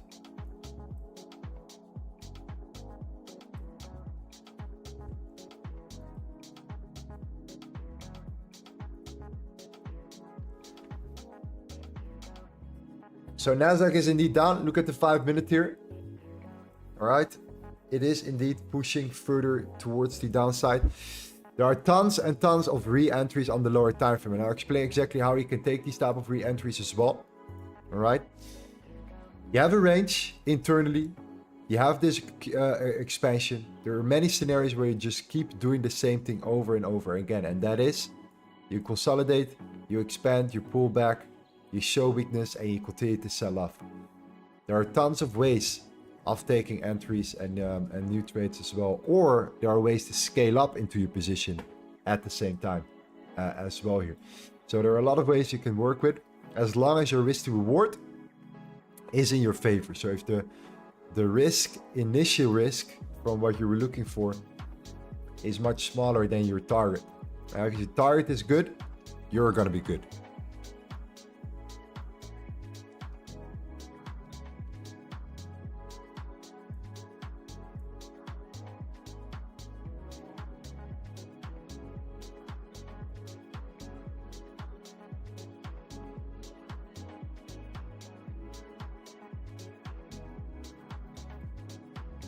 Hello, Lorenzo, just to be on your channel, are you YouTube or you have any other platform you can join? We are on YouTube and Discord, my G. YouTube and Discord. How long have you streamed here already? Almost 4 hours. It becomes a new norm, man. It's becoming a new norm. Dominic says, look at the trading floor for Mike's awesome trade. Yes, man, I'm very proud of Mike. Mike is absolutely killing it. I'm very happy what he does. He understands the quality over quantity aspect very well. And this is what I mean when talking about swing trading, right? About what we're doing here. And Mike has access to our fundamental indicators, indeed. And he has been killing it, man. So I'm very proud of Mike. Massive Euro GBP trade. Absolutely insane. And he was talking about it in the trading floor live before he took it. So yeah, that's where Mike comes into play, man. You heard Mike on the stream. He explained his thought process before. And yeah, man, a big shout out to Mike. Big shout out to Mike. Amazing stuff, right?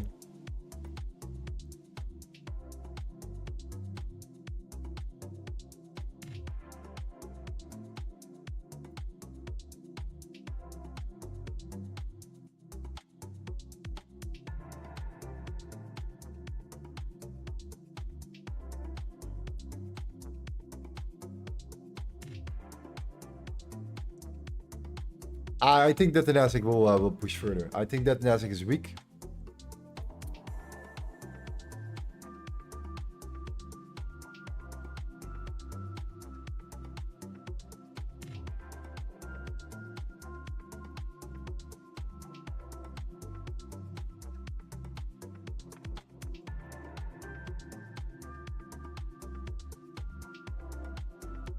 Well, let's see what the Nasdaq will do here around this zone.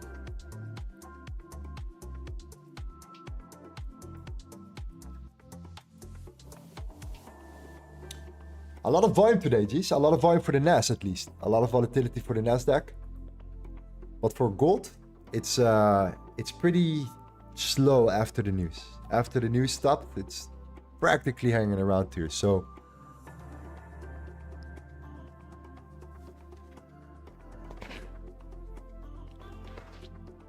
we're starting to push down now. Started to push down already.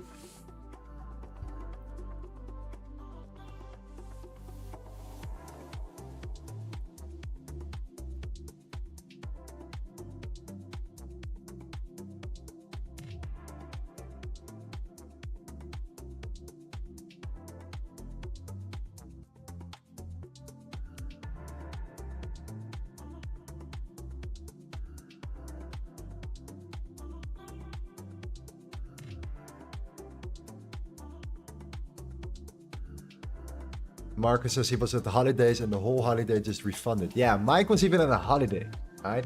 Exactly. So yes, guys, what you guys need to do is you need to join the trading floor because we're going to close in 10 days. So you guys need to join our team of killers. And the way you can do that is by clicking on the link in the description. It will lead you to our website right here, VIP.LTA Concepts. We are closing down in 11 days. We have been closed for 2 months. We usually close down for 1 or 2 months after we're done, and then we reopen later on.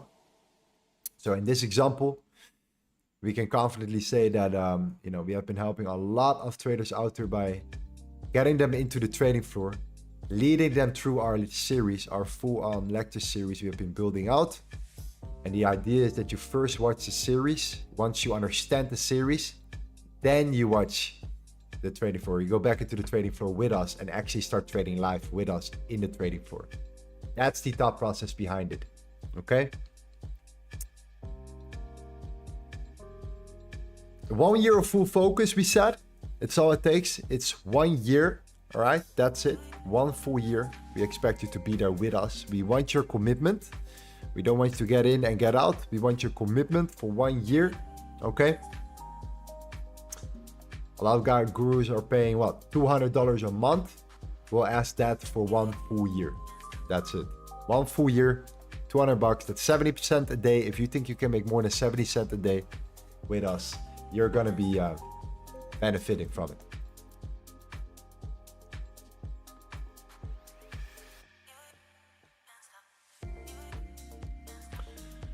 All right, gold is in rejection mode. It's still unable to break the highs. So I think that down is the logical way if you start breaking below the Sunday open. This 4 hour candle close in 1 hour. I think we have 2 more hours for the futures chart as well. So yeah, I think we're heading in that direction.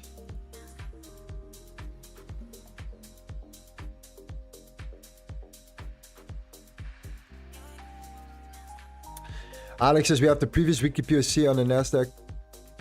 Won't that be a problem? So right now we have been breaking that already multiple times, right? We have been breaking the previous weekly multiple times already. So it becomes much less relevant when you break it in that manner, okay? And it's already Friday now. So the previous week, is important, but it has been broken already a lot, many times before, okay? So do take that in consideration.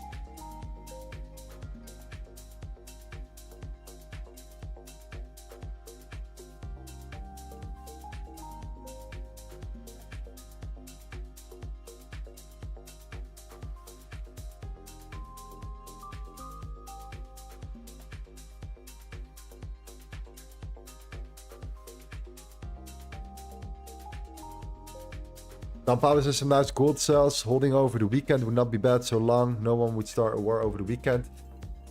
That's a good one. That's a good one. That's a good one. Be careful. Holding gold over the weekend is always tricky because you never know what happens in this weekend. You know, like a war can break out or whatever the case may be, or, this gets bombed or that gets bombed. Funny enough, whenever there is something happening in the world and it's always built around war, it's always in the weekend. It's always in the weekend. You should check it out. Every attack, every something crazy is always in the weekend when the markets are closed. So when the markets are opening up, you will see how that goes here. So yeah, Nasdaq is pushing. Nasdaq is pushing down. Like I said before, there are tons and tons of re-entry possibilities. If you're not comfortable with it, if you have, nothing that you can do here. If you went into the trade initially, you hold it, fantastic. If you went out because of rules, there were tons and tons of potential, trades that you could have taken on the re-entries right here. All right, it's very easy to look for re-entries and to still become profitable at the end of the day. Okay. It's very easy to look at entry models, and if your overall bias is bearish, you should not be afraid to look for re-entries right away as well.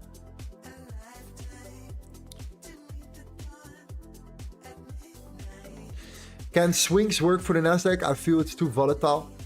I think it can on the higher time frame for sure, but it depends. It could definitely be.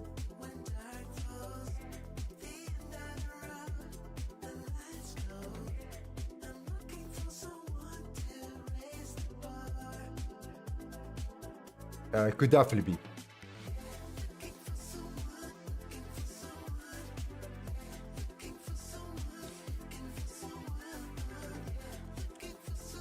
So for gold, we're just simply seeing now the Sunday open. If you start closing below the Sunday open, I think you have bearish continuation, especially if this 4-hour follows up with that bearish continuation. For now, I think gold is just getting very slow. And I think that's the main thing that we're seeing now with gold. It's just getting very slow. Well, the Nasdaq tapped actually in that initial entry perfectly. So we got stopped out initially on our first trade. Like I said before, we were waiting for that breakout, right? And that continuation. And now that sell-off. So that trade was the perfect analysis. But then trade management comes into play, right? And when trade management comes into play, we have to just be a little bit more careful, especially for me also, because it's like a funded account right now. You have a lot of rules you have to follow, but if you believe in the overall analysis, then re-entries are always a possibility, right? There are always good things that you can do here. We unfortunately have what we call a scalability plan or scalability rule, and a scalability rule means that you can only take a certain amount of trades at the beginning or contracts at the beginning. And because we're working with 100K accounts, so 2 times 50, we can unfortunately only open 2 contracts or 1 contract. That is practically it on a micro, and that's not much. But if you're up 4%, you can start increasing it.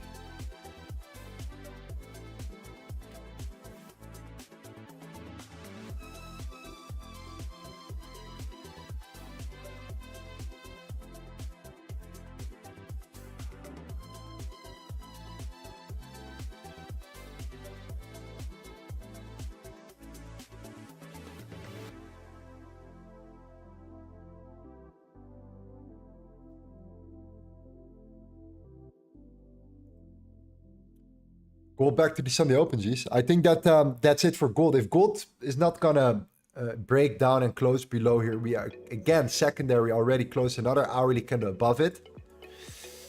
I think gold is just gonna be a slow burn today. That's it. This is the price action of gold during the New York session. So if you feel left out for gold, then don't worry, because you are on the right side. And the reason why you are on the right side is because everyone else got wrecked. Everyone else got destroyed. All right. Look at price pushing up, manipulating the lows. So first of all, sellers came in here, right? Their stop loss was there. They got taken out when the news came. Then price came up. People started buying. Price came down, took them out. Stop loss hit, right? Then people started selling. Oh no, this is the top. Yeah, right. Stop losses hit because it was above the high. So now these stop losses are hit again. And now price is rolling over to the downside. Now we're gonna see real price action coming back to the markets here. So now is the time to start looking at it. Now it's getting very late. So now at this particular moment, the only thing that I would look for gold is really reversing and switching up the trend, right? Really switching up the trend. You start seeing if you could start looking for continuation now, because if you break this and you come down, you break below the Sunday Open, there's so many things you can do in terms of targeting the 2475, well, while still maintaining your bearish bias right here. Okay, that's it. In regards to the NAS, you're coming down. All right, it's time for me to take out money on my funded account right here. And if your price pulls back right there and it starts struggling, I will look for a new trade. I will look for a new entry, and that's it. Right, slowly scaling this account. At some point we can start taking bigger contracts. All right, the scalability rule is a serious deal. There's nothing we can do about that. If you're trading on a new funded account with Top Step, then that's the rule you have to follow. All right, but that's where patience comes in, and that's where you manage your trade accordingly. So, you know, we're heading in towards the Sunday Open. There is a chance that at this moment here, you might be pulling up. If you do the same thing, I will probably look for another entry to the downside again. Okay. So that's practically it. The initial trade should have been actually the hold. I should have just hold that first trade. That would have been the best. But you know, this is where we have risk management for, right? The moment you started seeing this getting broken, it was pretty obvious that that price would continue to drop further and continue to drive down. So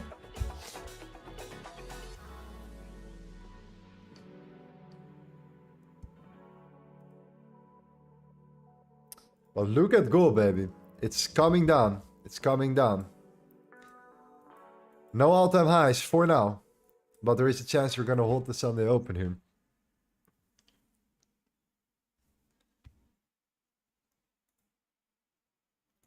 Lorenzo, what? It's a scalability rule. The scalability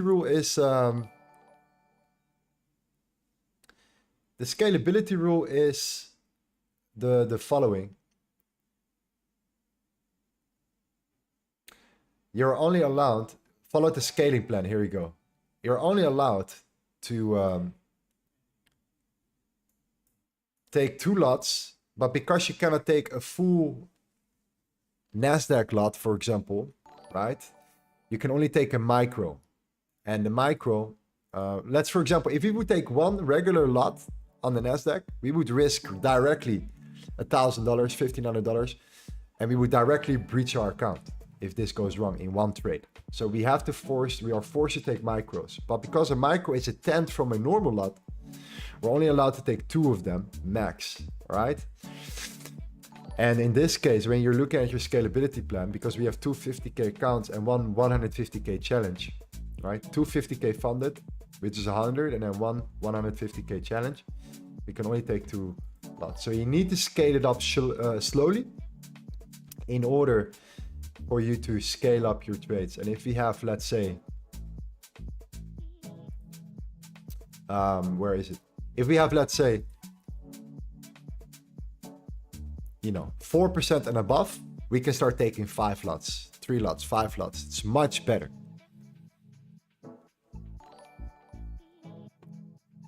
It's much better.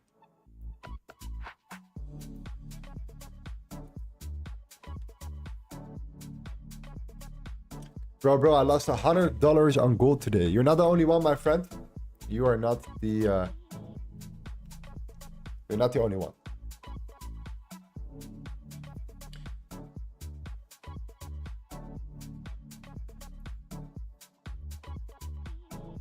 A lot of guys did that. Unfortunately, right now you're gonna sit around here and see if you can look for another trade. I think for gold, I mean, we took a trade yesterday, the day before that, but today I think for gold is just very, very tricky. And if you look at the price action right now, I mean, would you blame me, G's? Would you blame me? Let's be honest. Let's be honest. Let's be honest.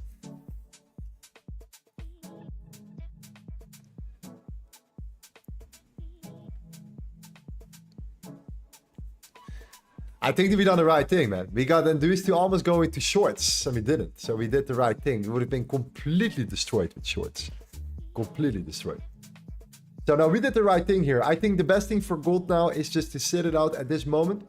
Either, like I said before, I want to see price getting back towards the 25, 22 and potentially looking for continuation shorts from the highs, manipulating the highs that are built up there, or we break the lows and we start looking for continuation to the downside. Aggressive trade will be that you start actually closing an hourly candle again below the Sunday open, really losing that momentum. But the only way you want to do that, if this hourly candle right here, so this hourly candle right here, has a bigger top wick. That's it. A bigger top wick when you close below. That's the only rule. Unless that, you want to see structure getting broken, you can start taking the lows. Invalidation of sells is, of course, if you start breaking above, you create new all-time highs, and then the same story repeats itself for gold once again. That's the scenario. Okay. I am in using TikTok says I'm in the Nasdaq. I think I would hold until 90.80 if it goes in my favor. I agree. I could still look for a re-entry if price pulls back again. So we took profits. If price pulls back again, I look for a new, potential new entry right there. All right. Overall, once again, you see how great these levels work, right? Consolidation, expansion, retracement, tapping into the fixed PUC, selling off. In this case, because the internal structure, we had to take a re-entry here around this high instead of keeping our initial trade open. But yeah, still good.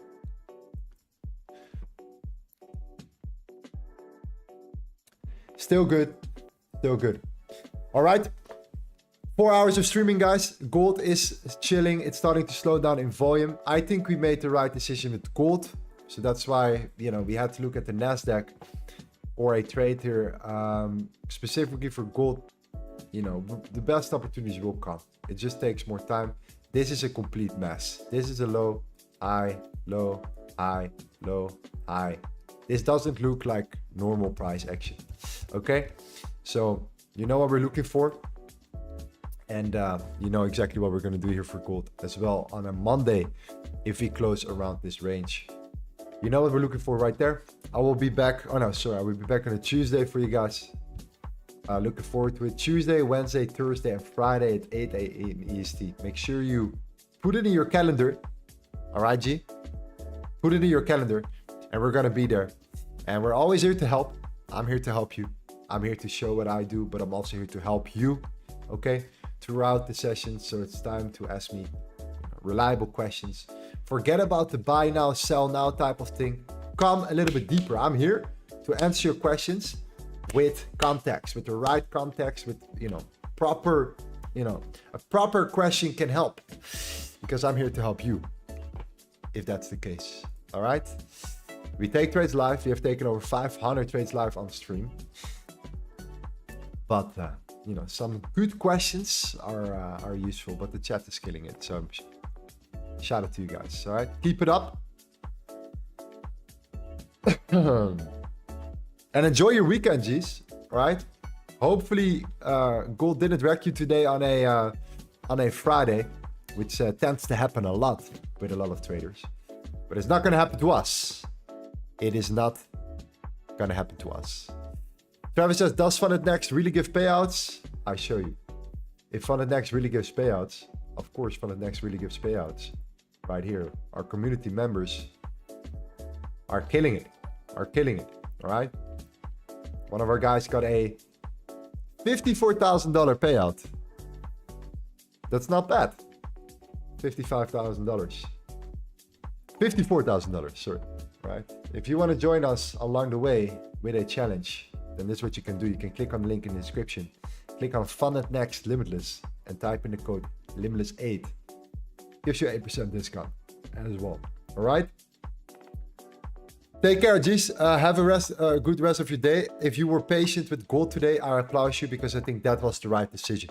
That was the right decision. You made me make money, but I think sitting on your hands for gold specifically was the right decision. I think that was for sure the best way to approach it. There are going to be enough opportunities regardless, G's. Enough opportunities.